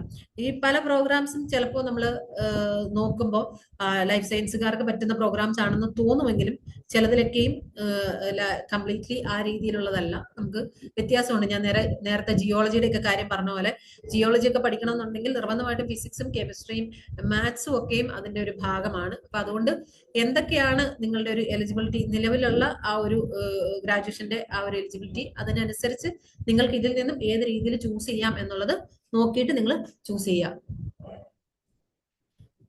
അതിൽ നമുക്ക് വരുന്ന പ്രോഗ്രാം ഫസ്റ്റ് MSc വരുന്നത് മാത്സിലും ഫിസിക്സിലും കെമിസ്ട്രിയിലും സ്റ്റാറ്റിസ്റ്റിക്സിലും ഒക്കെ വരുന്നുണ്ട്. അതേപോലെ തന്നെ കമ്പ്യൂട്ടർ സയൻസ് വരുന്നത് വിത്ത് ഡാറ്റാ സയൻസ് വരുന്നുണ്ട്, വിത്ത് AI വരുന്നുണ്ട്. അതുപോലെ MSc ഫോറൻസിക് സയൻസ് നമ്മൾക്ക് അവൈലബിൾ ആണ്. അതുപോലെ തന്നെ MSc ഇലക്ട്രോണിക് സയൻസ് അവൈലബിൾ ആണ്. ഹൈഡ്രോ കെമിസ്ട്രി അവൈലബിൾ ആണ്. ഈ ഓഷ്യാനോഗ്രഫി പോലെയുള്ള പ്രോഗ്രാംസിന് നമുക്ക് നമ്മൾ വിചാരിക്കും ലൈഫ് സയൻസുകാർക്ക് പറ്റുന്നതാണെന്നുള്ളത്. പക്ഷെ അതിന് നമുക്ക് മാത്സ് വേണം. അതുപോലെ marine geology, marine geophysics, അപ്പൊ ഇത്തരം പ്രോഗ്രാംസിലൊക്കെയും നമുക്ക് ആ ഒരു ഫിസിക്സ് ആ ഒരു രീതിയിലുള്ള ബാക്ക്ഗ്രൗണ്ട് നമുക്ക് ആവശ്യമാണ്. പിന്നെ എൻവയോൺമെന്റൽ സയൻസ് ആൻഡ് ടെക്നോളജി നിങ്ങൾക്ക് ഇപ്പം നിലവിൽ കൂടുതൽ പിള്ളേര് ഈ സുവോളജി എടുത്തിട്ട് എന്ത് ചെയ്യണം, സുവോളജി എടുത്തത് പ്രത്യേകിച്ചൊന്നും ഇല്ലായിരുന്നു, എന്തെങ്കിലുമൊക്കെ കാരണം കൊണ്ട് മാത്രം സുവോളജി എടുത്ത കുട്ടികൾ ഒരുപാട് പേര് അങ്ങനെ ചോദിക്കാറുണ്ട്. അപ്പം അവർക്ക് ഈ പറഞ്ഞ പോലെ എൻവയോൺമെന്റൽ സയൻസ് അതുപോലെ ഉള്ള പ്രോഗ്രാംസ് അവർക്ക് പറ്റുന്ന ലൈഫ് സയൻസിൽ പറ്റുന്ന ഒരുപാട് പ്രോഗ്രാംസ് അവൈലബിൾ ആണ്. അതേപോലെ marine Jio physics, marine genomics, അതുപോലെ marine biology, meteorology, biotechnology, industrial fisheries, MSc microbiology. ഈ MScയിൽ തന്നെ നമുക്കൊരു 20ഓളം പ്രോഗ്രാംസ് അവൈലബിൾ ആണ്. അപ്പോൾ അതിനകത്തെ ആ ഒരു ഡിഫറൻസ് നമുക്ക് മനസ്സിലാക്കാവുന്നതേ ഉള്ളൂ. ഒരുപാട് പ്രോഗ്രാംസ് അവൈലബിൾ ആണ്. അപ്പം അതിൽ നമ്മൾ ഓരോ പ്രോഗ്രാമിൽ പോയിട്ട് വെബ്സൈറ്റിൽ കയറി നിങ്ങൾ അതിന്റെ ഒരു എലിജിബിലിറ്റി ക്രൈറ്റീരിയ നോക്കി അതിനനുസരിച്ച് നിങ്ങൾ അത് ചൂസ് ചെയ്യാനായിട്ട് ശ്രദ്ധിക്കുക എന്നുള്ളതാണ് പറയാനുള്ളത്. MSc മൈക്രോബയോളജി ഉണ്ട്, MScയിൽ എക്കണോമെട്രിക്സ് ആൻഡ് ഫിനാൻഷ്യൽ ടെക്നോളജി വരുന്നുണ്ട്. അതേപോലെ തന്നെ MFSC വരുന്നുണ്ട്, fishery science sea food safety and trade. അത് ഒരു ലൈഫ് സയൻസുകാർക്ക് പറ്റുന്ന രീതിയിലുള്ള ഒരു പ്രോഗ്രാമാണ്. അതിന് ഒരുപാട് പല വ്യത്യസ്ത രീതിയിലുള്ള ഡിഗ്രികൾ ചെയ്തിട്ടുള്ള ആളുകൾക്ക് അതിന് എലിജിബിലിറ്റി വരുന്നുണ്ട്. അതേപോലെ തന്നെ MWOC പ്രോഗ്രാംസ് വരുന്നുണ്ട്, 2 MWOC പ്രോഗ്രാംസ് വരുന്നുണ്ട്. ഈ 2 MWOC പ്രോഗ്രാംസും സോഫ്റ്റ്വെയർ ആപ്ലിക്കേഷൻ ആൻഡ് ഡെവലപ്മെന്റിലും അതേപോലെ തന്നെ ബാങ്കിങ് ആൻഡ് ഫിനാൻസിലും ആണ് അവൈലബിൾ ആയിട്ടുള്ളത്. അതുപോലെ തന്നെ MCA പ്രോഗ്രാം വരുന്നുണ്ട്. MCA പ്രോഗ്രാം വരുന്നുണ്ട്. അതുപോലെ MA അപ്ലൈഡ് ഇക്കണോമിക്സ് വരുന്നുണ്ട്. അതുപോലെ MA ഞാൻ നേരത്തെ പറഞ്ഞിരുന്നു, ഇന്റഗ്രേറ്റഡ് നമുക്ക് ഹിന്ദി ലാംഗ്വേജ് ആൻഡ് ലിറ്ററേച്ചർ വന്ന പോലെ ഓൾറെഡി ഉണ്ടായിരുന്ന പ്രോഗ്രാമാണ് ഈ MA Hindi language and literature. അതുപോലെ MBAയുടെ 2 ടൈപ്പ് ഓഫ് പ്രോഗ്രാംസ് ഉണ്ട്. MBA എക്സിക്യൂട്ടീവ് പ്രോഗ്രാമും അവൈലബിൾ ആണ്, അതല്ലാതെ MBA ഫുൾ ടൈമും ഈവനിങ്ങും റെഗുലർ ആ രീതിയിലുള്ള പ്രോഗ്രാമും അവൈലബിൾ ആണ്. പിന്നീട് വരുന്ന പ്രോഗ്രാം എന്ന് പറഞ്ഞാൽ നമുക്ക് LLM പ്രോഗ്രാം ആണ് അവൈലബിൾ ആയിട്ടുള്ളത്. അതിന്റെ തന്നെ 2 ടൈപ്പ് ഓഫ് വരുന്നുണ്ട്, IPR വരുന്നത് കൊണ്ട്, അതേപോലെ 2 ഇയർ പ്രോഗ്രാം വേറെയും വരുന്നുണ്ട്.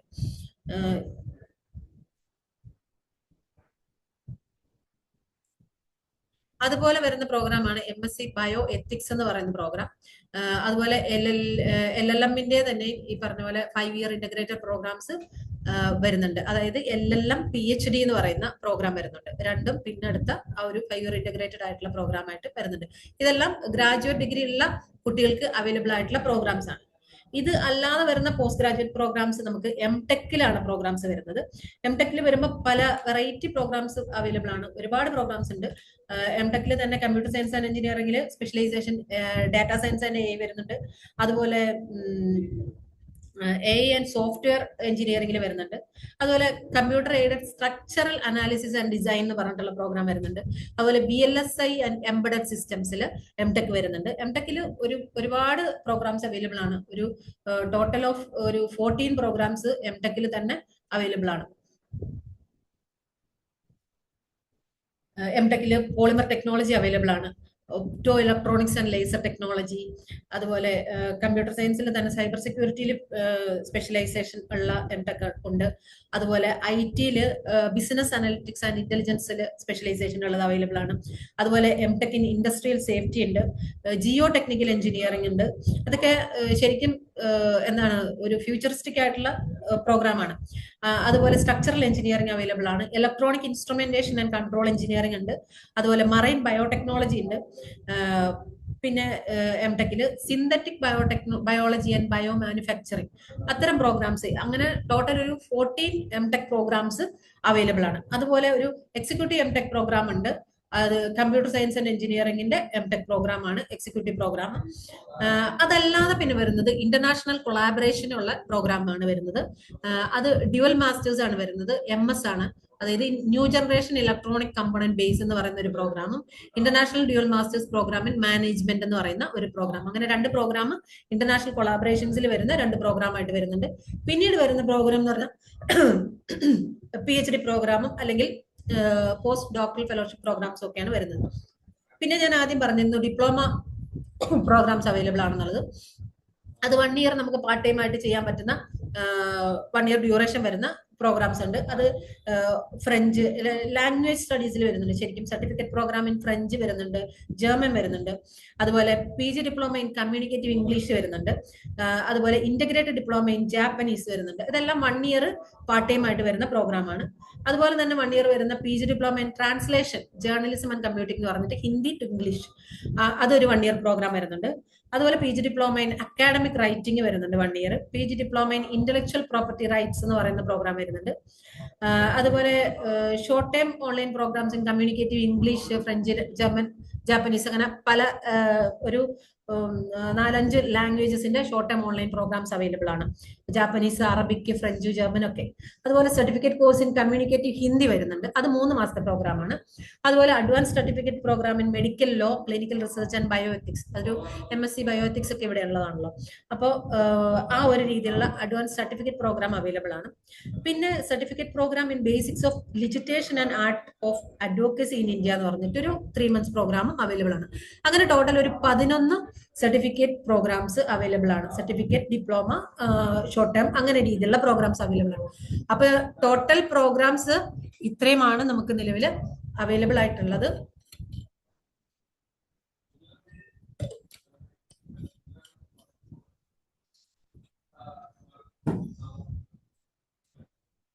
അപ്പോൾ ഏകദേശം നമ്മുടെ ഈ ഒരു ടൈമിനുള്ളിൽ നമുക്ക് കവർ ചെയ്യാൻ പറ്റുന്ന രീതിയിൽ ചെയ്തു എന്നാണ് എനിക്ക് തോന്നുന്നത്.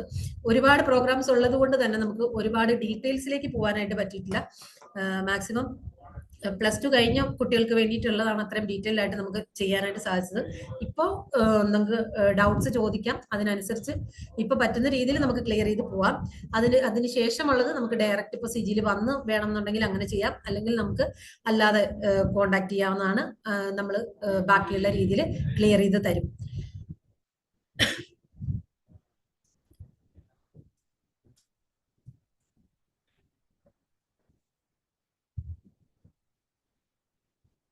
നമുക്ക് ഡൗട്ട് ക്ലിയറൻസിലേക്ക് പോയാലോ? തീർച്ചയായിട്ടും. താങ്ക് യു രശ്മി മാം. ഇതുവരെ പറഞ്ഞ കാര്യങ്ങളിൽ എന്തെങ്കിലും ഡൗട്ട്സ് ഉണ്ടെങ്കിലോ ഇനി ഇതുമായി ബന്ധപ്പെട്ട വല്ല സംശയങ്ങൾ ഉണ്ടെങ്കിലോ നമുക്ക് ക്ലിയർ ചെയ്യാം. മൈക്ക് അൺമ്യൂട്ട് ചെയ്ത് ചോദിക്കുകയാണെങ്കിൽ നന്നായിരുന്നു. ചാറ്റ് ബോക്സിൽ സ്ക്രീൻ ഷെയറിംഗ് ഒന്ന് സ്റ്റോപ്പ് ചെയ്തോട്ടെ. ഓക്കെ.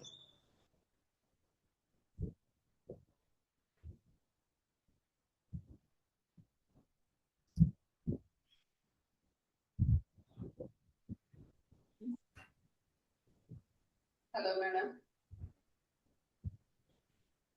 കേൾക്കുന്നുണ്ടോ? ഹലോ, കേൾക്കുന്നുണ്ടോ? കേൾക്കുന്നുണ്ട്, പറഞ്ഞോ. മാഡം, എനിക്ക് +1 ഒരു 75, 80യുടെ താഴെയായിട്ടാണ് മാർക്ക് ഉണ്ടായിരുന്നത്, പെർസെന്റേജ്. അപ്പൊ അവർക്ക് ഒന്ന് ഞങ്ങൾക്കൊരു ആഗ്രഹം ഒന്ന് ഇതിന്റെ എൻട്രൻസ് എക്സാം ഒന്ന് എഴുതിച്ച് നോക്കാം. അവർക്ക് വലിയ താല്പര്യമില്ല. അപ്പൊ എന്ത് സംഭവം എന്ന് വെച്ചിട്ടുണ്ടെങ്കിൽ ഇത് ചെയ്യാൻ വേണ്ടി അക്ഷയയിൽ പോയപ്പോ ഇതുപോലെ രണ്ടും എഞ്ചിനീയറിംഗിന്റെ ഓപ്ഷനും കണ്ടു, നമ്മുടെ ഡിഗ്രി കോഴ്സിന്റെ ഓപ്ഷനും കണ്ടു. അപ്പോ എഞ്ചിനീയറിംഗ് അവൻ പറയണേ എനിക്ക് അവിടെ കിട്ടാൻ സാധ്യതയില്ല എന്നാണ് പറയുന്നത്. അപ്പൊ എന്താ വേണ്ടതെന്നുള്ള കൺഫ്യൂഷനിൽ നിൽക്കുകയാണ്. അന്ന് സൈറ്റ് ബിസി ആയതുകൊണ്ട് നമ്മള് പകുതി സേവ് ചെയ്ത് വെച്ചിട്ടാണ് പോന്നിരുന്നത്. അപ്പൊ ആ ഒരു കൺഫ്യൂഷനിൽ നിൽക്കുമ്പോഴാണ് നിങ്ങളുടെ ക്ലാസ് ഉള്ളത്. അപ്പൊ ഒന്ന് കറക്റ്റ് ചെയ്ത് വരാമോ? അവൻ പറയണ BCA നോക്കാം എന്നാണ് പറയുന്നത്. എഞ്ചിനീയറിംഗ് എന്നാണ് ഇവൻ ഉറപ്പിച്ച് പറയണത്. എനിക്കൊന്നും അവിടെ കിട്ടില്ല, അതൊക്കെ വലിയ പിള്ളേർക്കാണ് കിട്ടുള്ളൂ എന്നാണ് അവൻ പറയുന്നത്. അപ്പൊ സാധാരണ നമ്മുടെ ഇവിടെ നിന്നൊന്നും ആരും അങ്ങനെ കുസാറ്റിലെ എഞ്ചിനീയറിംഗിന് പോയി കാണുന്നില്ല. അതാണ് ഒരു ഡൗട്ട് വന്നത്. കളയണ്ടെന്ന് നമുക്ക് പറയണം. 4000 രൂപ ആണല്ലോ ഇതിന്റെ ഫീസ്. അപ്പൊ അത്രയും പൈസ വെറുതെ കളയണ്ട, അതുകൊണ്ട് ആ 1 മാസം കൊണ്ട് എന്തെങ്കിലും കോഴ്സ് പഠിക്കാറോ എന്നാണ് അവൻ പറയുന്നത്. ഇല്ല, 4000 രൂപ എങ്ങനെ ഫീസ് വരാ? നമുക്ക് ടെസ്റ്റിനനുസരിച്ച്. ഇപ്പൊ ഞാൻ പറഞ്ഞു കേട്ടില്ലായിരുന്നോ, നമുക്കിപ്പോ എഞ്ചിനീയറിംഗിന്റെ മാത്രമാണെന്നുണ്ടെങ്കിൽ 101 എന്നുള്ള ആ ഒരു മാത്രമാണ് നമ്മൾ ചെയ്യുന്നത്. അപ്പൊ 2 ടെസ്റ്റ് ഒന്നിച്ചാണെന്നുണ്ടെങ്കിൽ നമുക്ക് 1500 രൂപ. 1500 രൂപ നമുക്ക് ഫീസ് വരുള്ളൂ. 4000 രൂപയല്ല അല്ലേ? 4000 രൂപയല്ല, നമുക്ക് ടെസ്റ്റിനെ ബേസ് ചെയ്തിട്ടാണ്. നമ്മൾ അഡീഷണൽ വരുന്നതിന് 500 രൂപ അഡീഷണൽ വരും. അതല്ലെന്നുണ്ടെങ്കിൽ നമുക്ക് ഈ 1500 രൂപ രണ്ടെണ്ണത്തിൻ്റെത്. പത്രത്തിൽ എവിടെയോ 4000 രൂപ എന്ന് കണ്ടു, അതുകൊണ്ട് ഞാൻ 4000 രൂപയാന്ന് വിചാരിച്ചാണ് ഇരുന്നത്. എനിക്ക് മേഡത്തിന് ഫസ്റ്റ് ക്ലാസ് ക്ലിയർ ആയില്ലായിരുന്നു, അതുകൊണ്ട് ഞാൻ ഇല്ല, നമുക്ക് ആപ്ലിക്കേഷന്റെ ആ ഒരു രീതിയിലേ വരുന്നുള്ളൂ. അപ്പൊ കൊടുക്കുമ്പോ നമുക്ക് രണ്ടും കൊടുക്കാം അല്ലെ? എഞ്ചിനീയറിംഗ് രണ്ടെണ്ണത്തിന്റെ 2 ടെസ്റ്റ് ചൂസ് ചെയ്ത് കൊടുക്കുക. അപ്പം അതായത് എന്താണ്, ഫസ്റ്റ് എഞ്ചിനീയറിംഗിന്റെയും അതേപോലെ തന്നെ ഇന്റഗ്രേറ്റഡ് പ്രോഗ്രാമിന്റെയും കൂടി കൊടുക്കുക, ഏതാണ് പറ്റുന്നതെന്നുള്ളത്. ഇപ്പം ഇവിടെ അടുത്താണെന്നുണ്ടെങ്കിൽ ഡയറക്റ്റ് നമുക്ക് സിജിയിലേക്ക് വരികയാണെന്നുണ്ടെങ്കിൽ നമുക്ക് ഡയറക്റ്റ് സംസാരിക്കാം. അപ്പം എന്തോ ഓഫീസ് കോഴിക്കോടാണ്. ഞങ്ങൾ എറണാകുളമാണ്, കുസാറ്റിന്റെ അടുത്താണ് ഞങ്ങള്. ഓ ശരി. അപ്പൊ നമുക്ക് ഡീറ്റെയിൽ ആയിട്ട് വേണമെന്നുണ്ടെങ്കിൽ സിജിയുടെ ഓഫീസ് നമ്പർ ഉണ്ട്, നമ്പറിലേക്ക് വിളിച്ചാൽ മതി. നേരിട്ട് നമുക്ക് അങ്ങനെ സംസാരിക്കാം. അപ്പൊ അവനോട് കൂടി സംസാരിച്ചിട്ട് അവനൊരു ക്ലാരിറ്റി കൊടുത്ത് ഏതൊക്കെയാണ് വേണ്ടെന്നുള്ളത് നമുക്ക് ചെയ്യാം. പിന്നെ കിട്ടത്തില്ല എന്ന് വിചാരിക്കേണ്ട കാര്യം എന്താണ്, നമ്മളിപ്പം ചെയ്താലല്ലേ കിട്ടുമല്ലോ എന്നുള്ള അറിയാൻ പറ്റുള്ളൂ. താമസിക്കുന്നത് ഞങ്ങൾ കളമശ്ശേരി ഇപ്പുറത്താണ് താമസിക്കുന്നത്, പുക്കാട്ടുടിയിലാണ് ഞങ്ങളുടെ വീട്. പക്ഷെ ഇവിടെ നിന്നൊന്നും ആരും ഇന്നേവരെ കുസാറ്റിലോട്ടൊന്നും പോയി കാണുന്നില്ല. അപ്പൊ അതുകൊണ്ട് നമുക്കൊന്നും അവിടെ കിട്ടില്ല എന്നുള്ളൊരു ഇതുള്ളതുകൊണ്ട് അങ്ങനെ വിചാരിക്കേണ്ട കാര്യമില്ലെന്നാ പറയാനുള്ള. കാരണം നമ്മൾ മറ്റുള്ളവരെ നോക്കിയിരുന്നു കഴിഞ്ഞാൽ നമ്മളുടെ കാര്യങ്ങളൊന്നും നടക്കില്ല. അല്ല, നമ്മുടെ ഈ പെർസെന്റേജ് മാർക്കിനൊക്കെ കിട്ടുമോ എന്നൊരു ഡൗട്ട് ഞങ്ങൾക്കുണ്ട്, അതുകൊണ്ടാണ്. നമ്മള് അങ്ങനെയില്ല. ഇപ്പം എലിജിബിലിറ്റി ഉണ്ട്, നമുക്ക് അപ്ലൈ ചെയ്യാൻ പറ്റുന്ന രീതിക്കുള്ള മാർക്ക് എന്തായാലും ഉണ്ടല്ലോ. ഇപ്പൊ പറഞ്ഞതിനകത്ത് എല്ലാം വെച്ചിട്ട് 75% വെച്ചിട്ടുള്ളത് ഉണ്ട്. നമുക്ക് ഏതിനാണ് ആ ഒരു രീതിയിൽ എലിജിബിലിറ്റി ഉള്ളത് അതനുസരിച്ച് നോക്കിയിട്ട് നമുക്ക് അപ്ലൈ ചെയ്യാം. കിട്ടില്ല എന്ന് പറഞ്ഞിട്ട് നമ്മൾ ചെയ്യാതിരിക്കുന്നതിനേക്കാൾ നമ്മൾ അറ്റൻഡ് ചെയ്ത് നോക്കി എന്നുള്ള ഒരു സാധനം ഉണ്ടല്ലോ. നമ്മൾ എഫർട്ട് ഇട്ടാലേ ഉള്ളൂ കിട്ടുള്ളൂ. അപ്ലൈ ചെയ്ത് നമ്മൾ അതിന് വേണ്ടിയിട്ട് പഠിച്ച് നമ്മൾ ആ രീതിയിൽ പ്രിപ്പറേഷൻ എടുത്ത് എഴുതിയാലേ പറ്റുള്ളൂ. അപ്പം അതിനുവേണ്ടിയാണ് ഞാൻ ഒരു കാര്യങ്ങൾ മനസ്സിലാക്കാൻ വേണ്ടി ആ ഒരു എക്സാം പാറ്റേണും കൂടി ഞാനത് ഇതിനകത്ത് ഉൾപ്പെടുത്തിയത്. പറ്റുന്ന മാക്സിമം പ്ലസ് ടുക്കാർക്ക് കിട്ടുന്ന രീതിക്കുള്ള പാറ്റേണും കൂടെ ഞാൻ അതിനകത്ത് ഉൾപ്പെടുത്തിയതിന്റെ കാര്യം അതാണ്.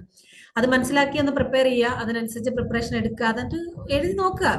കിട്ടില്ല എന്ന് വിചാരിച്ച് എഴുതാതിരിക്കുന്നതിനേക്കാൾ നമുക്ക് കിട്ടാൻ സാധ്യത ഉണ്ടെങ്കിലും ഇല്ലെങ്കിൽ നമ്മൾ എഴുതുക. പിന്നെ നമുക്കൊരു ആ ഒരു പോസിറ്റീവ് മൈൻഡ് വേണമല്ലോ. എൻട്രൻസ് എക്സാം കീമിനേക്കാളും ടഫ് ആണെന്ന് പറയുന്നുണ്ട്, അത് ശരിയാണോ? കീം എഴുതുന്നേക്കാളും ടഫ് ആണെന്ന് ടീച്ചർ പറഞ്ഞു എന്ന് പറഞ്ഞു. അപ്പൊ അതും അവനെ ഒന്ന് കീഴ്പോട്ട് ഇരുത്തേണ്. അത് മാറ്റസ്. കാരണം എന്താ വെച്ച് കഴിഞ്ഞാൽ എഴുതുന്ന കുട്ടീനെ ഡിപ്പെൻഡ് ചെയ്തിരിക്കുമല്ലോ. അതായത് ഇവന്റെ ആപ്റ്റിറ്റ്യൂഡ് ഏത് രീതിയിലുള്ളതാണ്, ഇവന് ശരിക്കും അതിനുള്ള ആപ്റ്റിറ്റ്യൂഡ് ഉള്ളതാണെന്നുണ്ടെങ്കിൽ ഉറപ്പായിട്ടും ഇവന് ഒരു എഫേർട്ട് ഇട്ട് കഴിഞ്ഞാൽ അവനത് ചെയ്യാൻ പറ്റുന്നതേ ഉള്ളൂ. അപ്പൊ എല്ലാവർക്കും ടഫാണ്, എല്ലാവർക്കും ഈസി ആണെന്ന് പറയുന്ന ഒരു സാധനം ഇല്ലല്ലോ. അതായത് ജെഇ പോലെ തന്നെ ടഫാണ് എന്നുള്ള, ജെഇ മെയിൻ എഴുതണ അത്രയും ടഫാണെന്നാണ് ഒരു ഇത് പറഞ്ഞു കേട്ടു. അങ്ങനെ ജനറലൈസ് ചെയ്ത് പറയാറുണ്ട് പൊതുവെ ടഫാണ് എന്നുള്ളത്. അങ്ങനെ പറഞ്ഞാണ് വന്നത്. എന്നാലും ആ ഒരു രീതിയിലുള്ള ഒരു പ്രിപ്പറേഷൻ എടുക്കുന്ന ആളുകളെ സംബന്ധിച്ചിടത്തോളം കുസാറ്റ് കുറച്ചും കൂടി എളുപ്പമാണ്, കിട്ടാൻ സാധ്യതയുണ്ട്. ഇപ്പൊ ജെഇയുടെ ലെവലിൽ പ്രിപ്പയർ ചെയ്യുന്ന കുട്ടികളെ സംബന്ധിച്ചിടത്തോളം കുസാറ്റില് കുറച്ചും കൂടി അവർക്ക് സാധ്യതകളുണ്ട് കിട്ടാനായിട്ട്. Okay madam, thanks. Hello madam. പറയൂ. ഹലോ, പറഞ്ഞോളൂ, കേൾക്കുന്നുണ്ട്. ഇപ്പൊ 6ാമത്തെ സെമ്മായി. ഇനിയിപ്പൊ അത് കഴിഞ്ഞിട്ട് എംടെക് എടുക്കണമെങ്കിൽ എംടെക് കുസാറ്റിൽ എടുക്കാൻ പറ്റുമോ? എൻട്രൻസ് ഉണ്ടാവോ കുസാറ്റില് എംടെക്കിന് ചേരണമെങ്കിൽ? എംടെക് എടുക്കാലോ. അല്ല, അവിടെ എൻട്രൻസ് എക്സാം ഉണ്ടാവോ?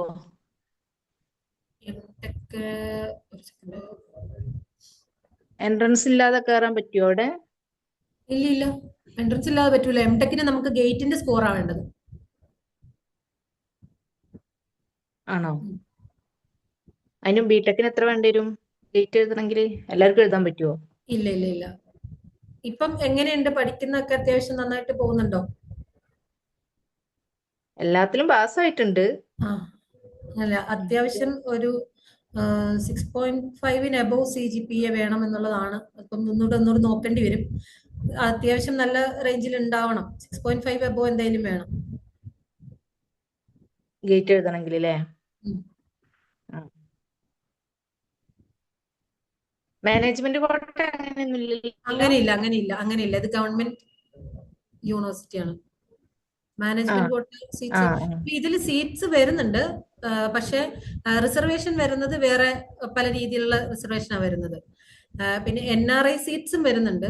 പക്ഷെ എന്താണ്, എംടെക്കിലൊക്കെ അത് ഡീറ്റെയിൽ ആയിട്ട് നോക്കിയാലേ ഉള്ളൂ. NRI സീറ്റ് അവൈലബിലിറ്റി ഉണ്ട്, കംപ്ലീറ്റ്ലി വരുന്നില്ല എന്നുള്ളതല്ല.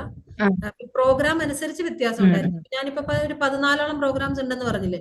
അപ്പൊ നമ്മൾ ചൂസ് ചെയ്യുന്ന പ്രോഗ്രാമിന് എത്ര സീറ്റ്സ് ടോട്ടൽ അവൈലബിൾ ഉണ്ട് അതിനനുസരിച്ചാണ്. 1-2 സീറ്റ്സ് ഒക്കെ ആയിരിക്കും മിക്കവാറും ഉണ്ടാവുക. പിന്നെ അതല്ലാതെയും റിസർവേഷൻ വേറെ വരുന്നുണ്ട്. അപ്പൊ അതിനുശേഷം വരുന്ന സീറ്റ്സ് ആണ് വരിക. അപ്പൊ നമ്മൾ ചൂസ് ചെയ്യുന്നത് ഏത് സ്ട്രീം ആണെന്നുള്ളതിനനുസരിച്ചിരിക്കും. ആദ്യം ഏതാണെന്നുള്ളത് നോക്കിയിട്ട് അതിനനുസരിച്ച് നമുക്ക് നോക്കി പറയാം. എംടെക് എടുക്കാൻ ഉദ്ദേശിക്കുന്നതേ ഏതിലാണെന്നുള്ളത് നോക്കിയിട്ട്. കമ്പ്യൂട്ടർ സയൻസിലാണ്.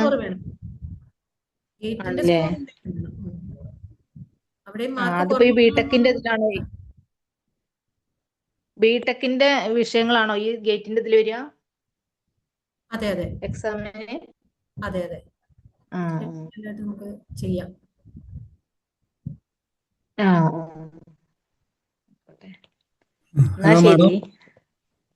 Hello madam. ഹലോ, പറഞ്ഞോ. നമ്മുടെ ബിടെക് AI ആൻഡ് ഡാറ്റ സയൻസിന്റെ കോഴ്സിനെ പറ്റി പറഞ്ഞല്ലോ. അതിന് അപ്രൂവൽ ആയില്ല എന്നും പറഞ്ഞു. അപ്രൂവൽ പെൻഡിംഗ് കാണിക്കുന്നുണ്ട് നമുക്ക് ഇതില്. അപ്പൊ നമ്മൾ അത് ചൂസ് ചെയ്യുകയാണെങ്കിൽ പിന്നീട് നമുക്ക് വല്ല ബുദ്ധിമുട്ടും വരുമോ? അല്ല, നിലവിൽ ഇപ്പം പെൻഡിംഗ് കാണിക്കുന്നതേ ഉള്ളൂ. ചിലപ്പോൾ അഡ്മിഷൻ ടൈമിൽ ചിലപ്പോൾ അപ്രൂവൽ ആയാൽ എന്നുള്ളതാണ്. അങ്ങനെ അപ്രൂവൽ ആയില്ലെങ്കിൽ എന്താണ് ഓപ്ഷൻ ഉണ്ടാവുക? അപ്രൂവൽ ആയില്ലെന്നുണ്ടെങ്കിൽ നമ്മൾ പഠിച്ചിറങ്ങുന്നതിന് മുമ്പായിട്ട് ആവാൻ സാധ്യതയുണ്ട്. കുസാറ്റ് പോലുള്ള ഒരു സ്ഥാപനം ആയതുകൊണ്ട് ഞാനത് അങ്ങനെ കണ്ടതുകൊണ്ട് ജസ്റ്റ് അത് മെൻഷൻ ചെയ്യണം എന്ന് തോന്നി, അങ്ങനെ ഞാൻ മെൻഷൻ ചെയ്തതാണ്. പിന്നെ അതൊരു സ്പെസിഫിക് ആയിട്ടുള്ള കോഴ്സ് ആയതുകൊണ്ട് നമ്മൾ അത്തരം കോഴ്സുകൾ എടുക്കുമ്പോഴേക്കും കുറച്ചും കൂടി നമ്മൾ ശ്രദ്ധിക്കുക എന്നുള്ളതാണ്. അതായത് നമുക്ക് അതിനകത്തുനിന്ന് മുമ്പോട്ട് പോകാനുള്ളത് അതിൽ മാത്രമേ ഉണ്ടാവുള്ളൂ. അതേസമയം നമ്മൾ കമ്പ്യൂട്ടർ സയൻസ് എടുക്കുകയാണെന്നുണ്ടെങ്കിൽ നമ്മൾക്ക് അതിന്റെ ഏതെല്ലാം മേഖലകളിലേക്ക് വേണമെങ്കിലും നമുക്ക് മുമ്പോട്ട് പോവാം. ഇപ്പം നമ്മൾ എ ആൻഡ് ഡാറ്റ സയൻസ് എന്നുള്ളത് വരുമ്പോൾ നമുക്ക് എയിലും ഡാറ്റ സയൻസിലും മാത്രമാണ്, അത് സ്പെസിഫിക് ആയിട്ടുള്ള പ്രോഗ്രാമാണ്. അപ്പൊ അതുകൊണ്ട് തന്നെ നമ്മൾ പ്രോഗ്രാം ചൂസ് ചെയ്യുമ്പോൾ ബെറ്റർ നമ്മൾ ഇത്തരം സ്പെസിഫിക് ആയിട്ടുള്ള പ്രോഗ്രാംസിനേക്കാൾ കുറച്ചും കൂടി നമുക്ക് അപ്ഡേറ്റ് ചെയ്ത് അപ്സ്കിൽ ചെയ്ത് പോകാൻ പറ്റുന്ന രീതിയിലുള്ള പ്രോഗ്രാം ചൂസ് ചെയ്യുന്നതായിരിക്കും നല്ലത്. പക്ഷേ ഡാറ്റ സയൻസിനല്ലേ കുറച്ചുകൂടി പിന്നെ ഇപ്പോഴത്തെ ഓപ്പർച്യൂണിറ്റീസ് കൂടുതലുള്ളത്? അതെ, ഇപ്പൊ നിലവിൽ അങ്ങനെയാണ് സർ. പക്ഷെ നമ്മള് ഇപ്പൊ ഈ നിലവിലുള്ള ഒരു സ്കോപ്പ് അല്ലെങ്കിൽ നിലവിൽ ഇങ്ങനെയാണല്ലോ എന്നുള്ളത് മാത്രം വെച്ചിട്ടല്ല നമ്മളൊരു കോഴ്സ് ചൂസ് ചെയ്യേണ്ടത്. നമ്മൾ വരാൻ പോകുന്ന അടുത്തൊരു 20 വർഷത്തേക്ക് അത് നമ്മൾ ഉദ്ദേശിക്കുന്ന ആ ഒരു സാധനത്തിന്റെ ആ ഒരു കോഴ്സിന്റെ ഫ്യൂച്ചർ എന്തായിരിക്കും എന്ന് നോക്കിയിട്ടാണ്. കാരണം നമുക്കിപ്പോ ബാക്കോട്ട് നോക്കിയാൽ ഒരു 5 വർഷം മുമ്പ് ഉണ്ടായിരുന്ന അവസ്ഥയിലല്ലല്ലോ നമ്മളിപ്പോ നിൽക്കുന്നത്. അപ്പൊ 5 വർഷം മുന്നേ അത് നോക്കാതെ അന്നത്തെ സ്കോപ്പ് നോക്കി ചൂസ് ചെയ്ത ആളുകളെ സംബന്ധിച്ച് അവരിപ്പം ഈ ഒരു ലെവലിലായിട്ടില്ല.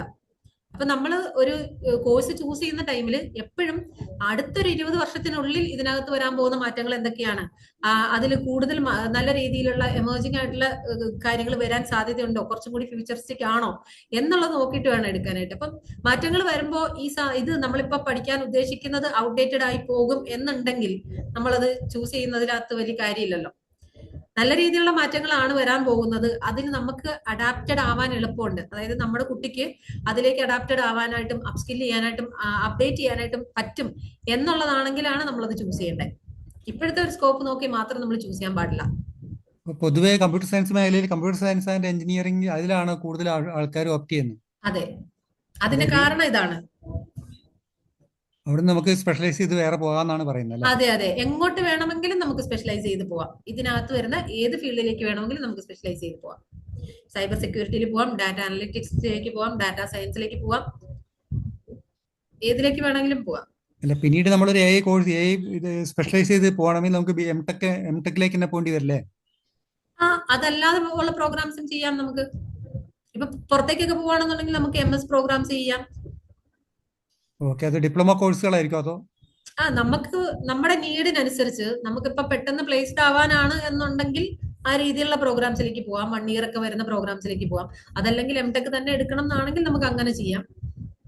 നമുക്ക് നമ്മുടെ നീഡിനനുസരിച്ച് ചെയ്യാം. എന്നിട്ട് അതിന് വരുന്ന ഫ്യൂച്ചറിസ്റ്റിക് ആയിട്ടുള്ള വരുന്ന ഏത് രീതിയിലാണോ എന്നുള്ളത് മനസ്സിലാക്കിയിട്ട് അങ്ങനെ ചെയ്യാം. അതിൽ കുട്ടി എങ്ങനെയാണെന്നുള്ളതും അപ്പൊ കുട്ടിയുടെ ആ ഒരു കപ്പാസിറ്റിയും കൂടെ നമ്മൾ നോക്കണം. Okay okay okay, thank you madam.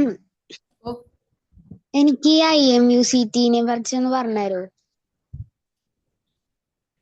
Maritime യൂണിവേഴ്സിറ്റിയുടെ കോമൺ എൻട്രൻസ് ടെസ്റ്റ് ആണ്. അതിന്റെ ഡീറ്റെയിൽസ് നമുക്ക് പിന്നീട് പറയാം. അത് ഇന്ത്യൻ മാരിടൈം യൂണിവേഴ്സിറ്റി കോഴ്സുകൾക്ക് വേണ്ടിയിട്ട് BSc നോട്ടിക്കൽ സയൻസ് പ്രോഗ്രാം വരുന്നുണ്ട്, BBA പ്രോഗ്രാം വരുന്നുണ്ട്, അതുപോലെ മറൈൻ എഞ്ചിനീയറിംഗ് പ്രോഗ്രാം വരുന്നുണ്ട്. ഇത്തരം പ്രോഗ്രാംസിന് വേണ്ടിയിട്ട് നമ്മൾ എഴുതുന്ന ഒരു കോമൺ എൻട്രൻസ് ടെസ്റ്റ് ആണ് IMUCT എന്ന് പറയുന്നത്. പിന്നെ അതിന്റെ ഫിസിക്കൽ ടെസ്റ്റിനെ പറ്റി ഒന്ന് പറയൂ? നമുക്ക് ഡീറ്റെയിൽ ആയിട്ട് ഇവിടുത്തെ കോണ്ടാക്റ്റില് ഒന്ന് കോണ്ടാക്ട് ചെയ്യോ? അതെ, നമ്മുടെ ഒരു ടൈം കുറവാണല്ലോ, അതുകൊണ്ടാണ് ഡീറ്റെയിൽ ആയിട്ട് പറഞ്ഞുതരാം. നമ്പർ കോർഡിനേറ്റർ ചാറ്റ് ഇട്ടേക്കും, കോണ്ടാക്ട് ചെയ്താൽ മതി. ഡീറ്റെയിൽ ആയിട്ട് പറഞ്ഞുതരാം കേട്ടോ. ഇവിടെ കോഴിക്കോട് തന്നെയാണെന്നുണ്ടെങ്കിൽ വന്നു കഴിഞ്ഞാൽ നമുക്ക് കുറച്ചും കൂടി ഡീറ്റെയിൽ ആയിട്ട് സംസാരിക്കാം. ഓക്കെ ഓക്കെ, കുഴപ്പമില്ല കുഴപ്പമില്ല, വിളിച്ചാൽ സംസാരിക്കാം. അപ്പൊ പറഞ്ഞാൽ മതി. IMUCT-യുടെ ഇതുപോലെ ചോദിച്ചിരുന്നതാണ്, പിന്നെ തസ്നിമ മാമിനോട് സംസാരിക്കണം എന്ന് പറഞ്ഞാൽ മതി.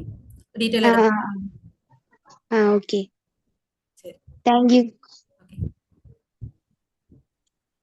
പിന്നെ മാഡം, ഈ സ്കില്ലുകൾ ഓൺലൈനായിട്ട് പഠിക്കാൻ ഏത് ഇതിന്റെ കീഴിലാവും നന്നാവുക?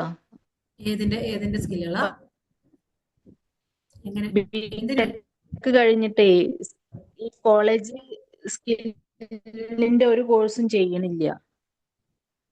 അപ്പൊ ബിടെക് ഓൺലൈനായിട്ട് കഴിഞ്ഞു അതിന്റെ എടുക്കാന് എവിടുന്നാണ്, ഏത് ഇതിന്റെ കീഴിലാണ്? ആ ബിടെക് ബിടെക് കഴിഞ്ഞില്ല ഇപ്പൊ ഏതാ കഴിഞ്ഞു ചെയ്തുകൊണ്ടിരിക്കുകയാണ്. മുന്നേ ചോദിച്ചതാണ് അല്ലേ? സ്കിൽ ഡെവലപ്മെന്റിന്റെ computer science technical engineering. Skills ആ ടെക്നിക്കൽ സ്കിൽസ് ഡെവലപ്പ് ചെയ്യാൻ അപ്പൊ വേണ്ടി സ്കിൽ ഡെവലപ്മെന്റിന്റെ ഇതൊന്നും അവിടെ ചെയ്യണില്ല. ടെക്നിക്കൽ സ്കിൽസ് അപ്പൊ ഡെവലപ്പ് ഏത് ചെയ്യാൻ സ്ഥാപനത്തിന്റെ ഇതിലാണ് എടുക്കാൻ നല്ലതെന്ന് അറിയാൻ വേണ്ടിട്ട്. നമുക്ക് സീഡിറ്റിന്റെ ഒക്കെ പ്രോഗ്രാംസ് ഉണ്ടാവും, അസാപ്പിന്റെയും സീഡിറ്റിന്റെ ഒക്കെ പ്രോഗ്രാംസ് വരുന്നുണ്ടാവും. പിന്നെ ഓൺലൈനായിട്ട് നമുക്ക് തന്നെ എടുക്കാൻ പറ്റുന്ന പ്രോഗ്രാംസ് ഉണ്ട്. നമ്മുടെ ഈ സ്വയം പോലെയുള്ള പ്ലാറ്റ്ഫോംസ്, അതുപോലെ കോഴ്സറ, യൂഡമി ഒക്കെ പോലെയുള്ള കുറെ ഓൺലൈൻ പ്ലാറ്റ്ഫോംസ് ഉണ്ടല്ലോ. അതില് ഉള്ള പ്രോഗ്രാംസ്, ഷോർട്ട് ടേം ആയിട്ടുള്ള ഓൺലൈൻ പ്രോഗ്രാംസ് ഉണ്ട്. അതിലും നമുക്ക് താല്പര്യമുള്ള ഇപ്പം ഈ ഇതിൽ കമ്പ്യൂട്ടർ സയൻസിൽ തന്നെയാണെങ്കിലും മുന്നോട്ട് നമുക്ക് താല്പര്യമുള്ള ഒരു ഫീൽഡ് ഉണ്ടാവില്ല. ഇപ്പൊ AI ഉണ്ടാവും, റോബോട്ടിക്സ് ഉണ്ടാവും, അങ്ങനെ. അപ്പൊ ഇഷ്ടമുള്ള ആ ഒരു ഇതിലേക്ക് അതിനുമായിട്ട് ബന്ധപ്പെട്ട് വരുന്ന ഷോർട്ട് ടൈം ആയിട്ടുള്ള പ്രോഗ്രാംസ്, ഇപ്പം ഇത്ര അവേഴ്സ് ഡ്യൂറേഷൻ ഉള്ള പ്രോഗ്രാംസ് മുതൽ സ്റ്റാർട്ട് ചെയ്യുന്നുണ്ട്. അത്തരം പ്രോഗ്രാംസ് ഒന്ന് ട്രൈ ചെയ്ത് നോക്കുക. നമ്മുടെ സ്വയം പ്ലാറ്റ്ഫോമിലും ഒക്കെ അവൈലബിൾ ആണ്. സർട്ടിഫിക്കറ്റിന് നമ്മൾ പേയ്മെന്റ് ചെയ്യേണ്ടി വരും. അതല്ലാതെ നമുക്ക് ഫ്രീ ആയിട്ട് നമ്മുടെ ടൈമിനുള്ളിൽ കംപ്ലീറ്റ് ചെയ്യാൻ പറ്റുന്നതുണ്ട്. പിന്നെ പുറത്തൊക്കെയുള്ള എബ്രോഡുള്ള നല്ല യൂണിവേഴ്സിറ്റീസിന്റെ പ്രോഗ്രാംസ് ഉണ്ട്. അപ്പൊ ആ ഒരു സർട്ടിഫിക്കറ്റ് എന്ന് പറയുന്നത് നമുക്കൊരു അസറ്റും കൂടിയാണ്. ശരിക്കും നമ്മൾ പഠിച്ചെടുക്കുകയും ഈ പറഞ്ഞ പോലെ അപ്പൊ ആ ഒരു സർട്ടിഫിക്കറ്റ് എന്ന് പറയുന്നത് നമുക്ക് നമ്മുടെ CV-യിലൊക്കെ കാണിക്കാൻ പറ്റുന്ന രീതിയിലുള്ള സാധനം കൂടിയാണ്. അത്തരം കാര്യങ്ങൾ ഇതുമായിട്ട് നമ്മൾ എപ്പോഴും കണക്ട് ചെയ്ത് നിൽക്കുമ്പോഴാണല്ലോ നമ്മൾ ഇതിലേക്ക് വരുന്നത്. ഇത്തരം ഷോർട്ട് ടേം പ്രോഗ്രാംസ് ചെയ്യുന്നത് നല്ലത്. എബ്രോഡ് ഉള്ളതെന്ന് പറഞ്ഞാല് ഏതാണ് ചൂസ് ചെയ്യാൻ നല്ലത്? എബ്രോഡ് ഉള്ള കോഴ്സുകൾ എന്ന് പറയുമ്പോൾ അത് ഒരുപാട് യൂണിവേഴ്സിറ്റീസ് ഉണ്ട്. അതായത് നമ്മളിപ്പം കോഴ്സറ പോലെയുള്ള അല്ലെങ്കിൽ എഡക്സ് പോലെയുള്ള പ്ലാറ്റ്ഫോംസിൽ കയറി കഴിയുമ്പോൾ അവർക്ക് നമ്മൾ ചൂസ് ചെയ്യേണ്ട നമുക്ക് ഇഷ്ടമുള്ള ഏരിയ ഏതാണെന്നുള്ളത് ഒരു ഡ്രോപ്പ് ഡൗൺ ഉണ്ടാവും. അതിൽ നമ്മൾ കമ്പ്യൂട്ടർ സയൻസ് ചൂസ് ചെയ്യുമ്പോൾ അതിനെ സംബന്ധിച്ചുള്ള കുറേയേറെ കോഴ്സുകൾ ലിസ്റ്റ് ചെയ്യും. അത് നമ്മൾ നോക്കി കഴിയുമ്പോൾ ഇപ്പൊ മോൻ തന്നെ നോക്കിയാലേ ഉള്ളത് മനസ്സിലാവുള്ളൂ. അപ്പൊ അത് നോക്കിയിട്ട് ഈ പറഞ്ഞ പോലെ അതിനകത്തുനിന്ന് നമുക്ക് ഇഷ്ടമുള്ളത് ഏതാണോ അത് ക്ലിക്ക് ചെയ്ത് നോക്കുമ്പോൾ അറിയാം എത്ര മണിക്കൂറാണ്, അത് എത്ര പേര് എടുത്തിട്ടുണ്ട്, അതിന്റെ ഡീറ്റെയിൽസ് കംപ്ലീറ്റ് ആയിട്ട് ഡിസ്പ്ലേ ചെയ്യും. അത് നോക്കിയിട്ട് നമുക്ക് ഓക്കെ ആണ് എന്നുണ്ടെങ്കിൽ നമുക്ക് ചൂസ് ചെയ്യാം. അല്ലാതെ നമുക്ക് ഇന്നത് എന്ന് പറഞ്ഞു തരാനില്ല, കാരണം അതൊരു കടൽ പോലെ ഉണ്ട്, ഇഷ്ടം പോലെ ഉണ്ട്.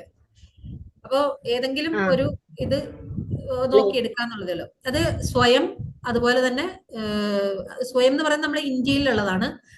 കോഴ്സറ, യൂഡമി, എഡക്സ്, അലിസൺ, അതൊക്കെ എന്ന് പറഞ്ഞാൽ വേൾഡ് വൈഡ് ആയിട്ട് നമുക്ക് അവൈലബിൾ ആയിട്ടുള്ളതാണ്. അത് ചിലരൊക്കെ എടുത്തിട്ട് അത് പറ്റിക്കുകയാണെന്നൊക്കെ പറയണ്ട, അതുകൊണ്ടാ ചോദിച്ചത് അങ്ങനെയല്ല, നമ്മൾ യൂണിവേഴ്സിറ്റി നോക്കുക, യൂണിവേഴ്സിറ്റി നോക്കിയിട്ട് ചൂസ് ചെയ്താൽ മതി. ഇതല്ലെങ്കിലും നമുക്കൊരു ആ ഒരു സാധനം എടുത്ത് നമുക്ക് പറ്റുന്നുണ്ടെങ്കിൽ നമ്മൾ സർട്ടിഫിക്കറ്റ് എടുത്താൽ മതി. പൈസ കൊടുത്ത് സർട്ടിഫിക്കറ്റ് നമുക്ക് വേണമെന്നുണ്ടെങ്കിൽ അവർക്ക് പൈസ കൊടുക്കാവുള്ളൂ. പക്ഷെ നമ്മൾ ആ സാധനം പഠിക്കുന്നുണ്ടല്ലോ. ഇപ്പൊ വീഡിയോ ക്ലാസ്സസ് തരും. നല്ല യൂണിവേഴ്സിറ്റീസിന്റെ ഒന്നും അങ്ങനെ പറ്റിയില്ല. MIT-യുടെ ഒക്കെ പ്രോഗ്രാംസ് ഒക്കെ എഡക്സിലൊക്കെ അവൈലബിൾ ആണ്. സർട്ടിഫിക്കറ്റ് നമുക്ക് കിട്ടുന്ന പ്രോഗ്രാമാണ്. അതിന് നമുക്ക് വാല്യൂ ഉള്ള പ്രോഗ്രാം. എഡക്സോ എന്താണ്? എഡക്സ്, EDX.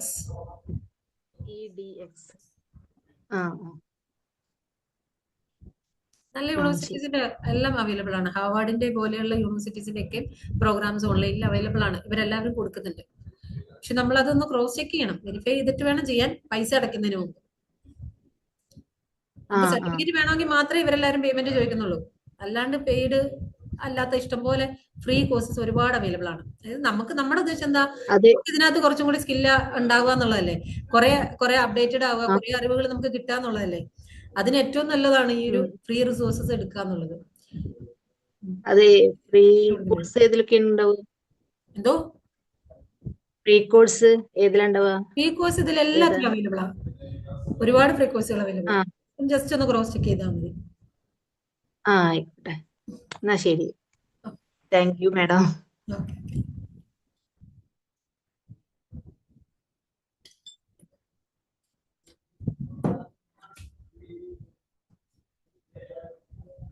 Hello ma'am. വളരെ കുറഞ്ഞ സമയത്തിൽ മാം നന്നായിട്ട് എല്ലാ സബ്ജക്റ്റും പ്രസന്റ് ചെയ്തു. ഒരു ചെറിയ ഡൗട്ട് ഉള്ളത്, ഇപ്പൊ നമുക്ക് 2 പേപ്പേഴ്സ് അല്ല എഴുതാൻ പറ്റുന്ന അല്ലേ? രണ്ടെന്നല്ല, നമുക്ക് എത്ര വേണമെങ്കിലും എഴുതാം. അതായത് ഓക്കെ. രണ്ടെണ്ണത്തിന് 1500 രൂപ, അഡീഷണൽ വരുന്ന അങ്ങനെ ഓരോന്നിനും നമ്മൾ ജനറൽ കാറ്റഗറിക്ക് 500 രൂപ വെച്ചിട്ട് വേണം. ഓക്കെ. ഇതില് ബിടെക്കിന് കോഡ് 101 പറഞ്ഞു. അതുപോലെ 101. 5 ഇയർ ഇന്റഗ്രേറ്റഡ് MSc പ്രോഗ്രാംസിന് ചിലതിനൊക്കെ 101 ഓർ 104 ഉണ്ട്. ആ ഉണ്ട്. 101 എഴുതിയാൽ ഇതെല്ലാം അപ്ലൈ ചെയ്യാൻ പറ്റുമെന്നല്ലേ? ഇപ്പം 104 ചിലതിന് നിർബന്ധമായിട്ട് 104 തന്നെ വേണം എന്നുള്ളതുണ്ട്. അതാണെന്നുണ്ടെങ്കിൽ നമ്മൾ അത് തന്നെ ചെയ്യേണ്ടി വരും. അതല്ലെന്നുണ്ടെങ്കിൽ 104 ആണെങ്കിൽ 101 എഴുതിയാലും മതി. അതായത് സബ്ജക്ട് രണ്ടും സെയിം ആണ്, പക്ഷെ അതിനകത്ത് ക്വസ്റ്റ്യൻസിന്റെ പാറ്റേൺ കുറച്ച്, അതായത് എണ്ണം കുറച്ച് വ്യത്യാസം വരുന്നുണ്ട് എന്നുള്ളത് മാത്രമേ ഉള്ളൂ. അതല്ലാതെ വേറെ വ്യത്യാസങ്ങളൊന്നും വരുന്നില്ല. അപ്പൊ അതുകൊണ്ട് തന്നെ അതിനനുസരിച്ചായിരിക്കും റാങ്ക് ലിസ്റ്റ് വരുന്നത്, അത്രേ ഉള്ളൂ. ഇത് ഏതെങ്കിലും ഒന്ന് മതി എന്നുള്ളിടത്ത് ഏതെങ്കിലും ഒന്ന് എഴുതിയാൽ മതി, കുഴപ്പമില്ല. നിർബന്ധമായിട്ടും രണ്ടും എഴുതണമെന്നില്ല. പിന്നെ ഇതിന് അപ്പർ ലിമിറ്റ് ഇല്ല അല്ലെ? അപ്പൊ നമുക്ക് 2-3 പേപ്പർ വേണമെങ്കിൽ എഴുതാം. അഡീഷണൽ വേണമെന്നുണ്ടെങ്കിൽ എഴുതുന്നത് നമുക്ക് വേറെ നമ്മൾ നോക്കുന്നുണ്ടെങ്കിൽ, ഇപ്പൊ ഇതിന്റെ കൂട്ടത്തിൽ നമ്മൾ LLBക്കും കൂടെ നോക്കുന്നുണ്ടെങ്കിൽ നമ്മൾ 201 കൂടെ എഴുതണം. അതെ, അപ്പൊ അങ്ങനെ എഴുതാം, അതിന് പ്രശ്നമില്ല. നമുക്ക് എത്ര എണ്ണം വേണമെങ്കിലും എഴുതാം, നമ്മൾ എടുക്കുന്നതിന്റെ അനുസരിച്ചിരിക്കും. 104 വരുമ്പോഴത്തേനും അഡീഷണൽ മാർക്ക് ക്വസ്റ്റ്യൻസിന്റെ എണ്ണം വ്യത്യാസം വരുന്നുണ്ട്. അതിനനുസരിച്ച് സെയിം ആണ്, ടോട്ടൽ 225 ക്വസ്റ്റ്യൻ തന്നെയാണ് രണ്ടിലും. പക്ഷെ കുറച്ച് മാറ്റങ്ങൾ വരുള്ളൂ. ഫിസിക്സിന് 60, കെമിസ്ട്രിക്ക് 70, 75 എന്നുള്ളത് അങ്ങോട്ടും ഇങ്ങോട്ടും ഒരു മാറ്റം വരും, അത്രേ ഉള്ളൂ. ഈ ലൈഫ് സയൻസിനും ബയോളജിക്കൽ സയൻസിനും രണ്ടിനും സെപ്പറേറ്റ് അപ്ലൈ ചെയ്യണം നമ്മൾ ചെയ്യുമ്പോൾ? ലൈഫ് സയൻസ് ഇല്ല, ബയോളജിക്കൽ സയൻസ് എന്ന് പറയുന്നതാണ് ഉള്ളത്. MSc ഇന്റഗ്രേറ്റഡ് പ്രോഗ്രാം ബയോളജിക്കൽ സയൻസിലാണുള്ളത്. ബയോളജിക്കൽ സയൻസിൽ. ഓക്കെ, അങ്ങനെയാണെങ്കിൽ ബിടെക്കിനും അതിന് രണ്ടിനും അപ്ലൈ ചെയ്യാം നമുക്കല്ലേ? ബിടെക് രണ്ടിനും അപ്ലൈ ചെയ്യാം. ഈ പറഞ്ഞ പോലെ നമ്മൾ ഏതൊക്കെയാണോ കുട്ടികൾക്ക് നോക്കുന്നത്, ഏതൊക്കെ കോഴ്സാണോ നോക്കുന്നത്, അതിനനുസരിച്ച് അപ്ലൈ ചെയ്യാം. കാരണം ഇതിൽ ഒരുപാട് വെറൈറ്റി ഓഫ് പ്രോഗ്രാംസ് ഉണ്ടല്ലോ. അപ്പൊ അതിനനുസരിച്ച് നിങ്ങൾ അത് പ്രോസ്പെക്ടസ് ഒന്ന് നോക്കണം, ഏതൊക്കെയാണ് ടെസ്റ്റ് കോഡ്സ് നമുക്ക് നമ്മൾ ഉദ്ദേശിക്കുന്ന പ്രോഗ്രാമിന് വേണ്ടതെന്നുള്ളത്. അതൊരു പ്രോസ്പെക്ടസിൽ ക്ലിയർ ആയിട്ട് ടെസ്റ്റ് കോഡ്സിന്റെ മാത്രമായിട്ട് കൊടുത്തിട്ടുണ്ട്. പേജ് നമ്പർ 77 ടെസ്റ്റ് കോഡ്സിനെ പറ്റി ഡീറ്റെയിൽ ആയിട്ട് കൊടുത്തിട്ടുണ്ട്. അപ്പോൾ അതിനകത്തുനിന്ന് നിങ്ങൾ ഉദ്ദേശിക്കുന്ന പ്രോഗ്രാമിന് വേണ്ടത് ഏത് ടെസ്റ്റ് ആണെന്നുള്ളത് മനസ്സിലാക്കി അങ്ങനെ പ്രിപ്പയർ ചെയ്ത് എടുക്കുക. അങ്ങനെ വേണം അപ്ലൈ ചെയ്യുമ്പോഴത്തേന് നമ്മൾ കൊടുക്കാൻ. ഇത് അപ്ലൈ ചെയ്യുമ്പോഴത്തേക്ക് ഇപ്പം LLBയുടെ ഒക്കെ ആണെന്നുണ്ടെങ്കിൽ നമ്മളിപ്പം BCom LLB, BBA LLB, BSc LLB 3 എണ്ണം ഉണ്ടല്ലോ.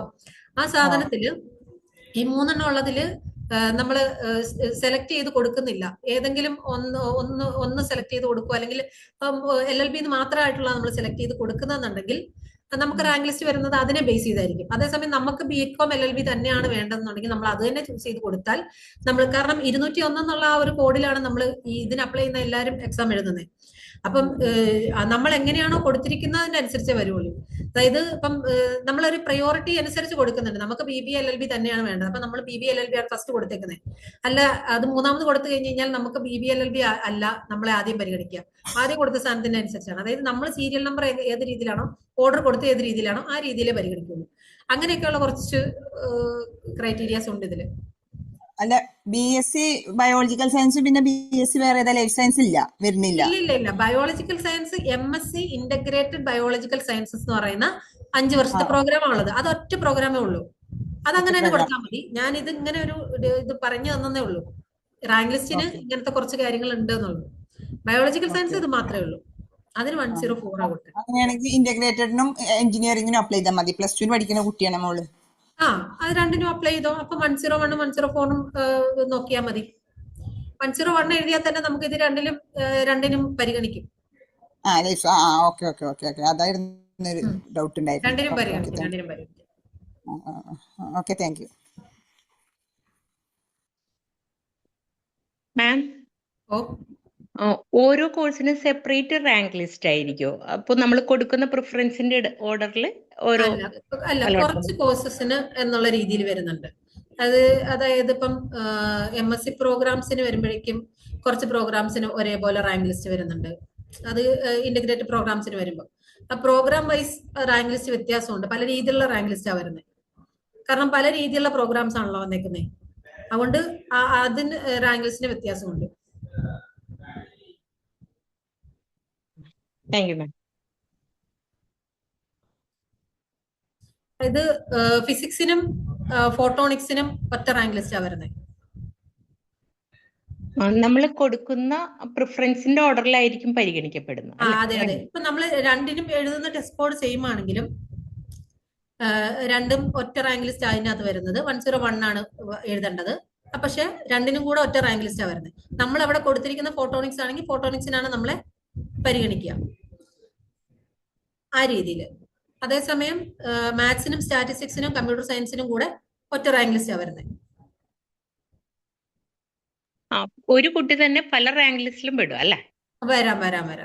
അതായത് നമ്മൾ കൊടുത്തിരിക്കുന്ന പ്രിഫറൻസ് അനുസരിച്ച് നമ്മളിപ്പം ഇപ്പൊ 101 എഴുതേണ്ട എല്ലാത്തിനകത്തും വരാൻ സാധ്യതയുണ്ട്. നമ്മൾ അതിനനുസരിച്ചുള്ളത് ചൂസ് ചെയ്ത് കൊടുത്തിട്ടുണ്ടെങ്കിൽ.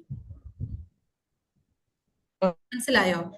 അതായത് ഇപ്പൊ ഫിസിക്സ് കൊടുത്തിട്ടുണ്ട്, കെമിസ്ട്രി കൊടുത്തിട്ടുണ്ടെന്ന് വെച്ചോ, 101 ആണ് എഴുതിയിരിക്കുന്നത്. പക്ഷെ കെമിസ്ട്രിക്ക് 101ഉം 104ഉം പരിഗണിക്കും. അതുകൊണ്ട് തന്നെ നമ്മൾ ഫിസിക്സും കെമിസ്ട്രിയും കൊടുത്തിട്ടുണ്ടെങ്കിൽ നമ്മൾ 2 റാങ്ക് ലിസ്റ്റ് വരും. ക്ലിയർ ആണോ? അഡ്മിഷനും അപ്പോ രണ്ടെണ്ണത്തില നമുക്ക് ഏതാ വേണ്ടതെന്ന് വെച്ചാല് നമ്മൾ കൺഫേം ചെയ്യുന്ന അനുസരിച്ചാ വരാം.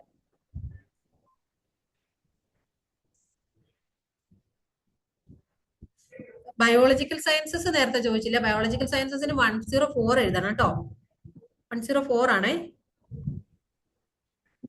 മുന്നേ എന്നോട് ചോദിച്ചില്ല. ബയോളജിക്കൽ സയൻസസ് നോക്കുമ്പോൾ 101ഉം 104ഉം കൂടെ അന്നേരം എഴുതണം കേട്ടോ. ബയോളജിക്കൽ സയൻസസിന് രണ്ടും പരിഗണിക്കൂല, 104 മാത്രമേ പരിഗണിക്കുള്ളൂ. സോ എഞ്ചിനീയറിംഗും ബയോളജിക്കൽ സയൻസസും ആണ് നോക്കുന്നതെന്നുണ്ടെങ്കിൽ 2 ടെസ്റ്റും എഴുതണം, 101ഉം 104ഉം എഴുതണം.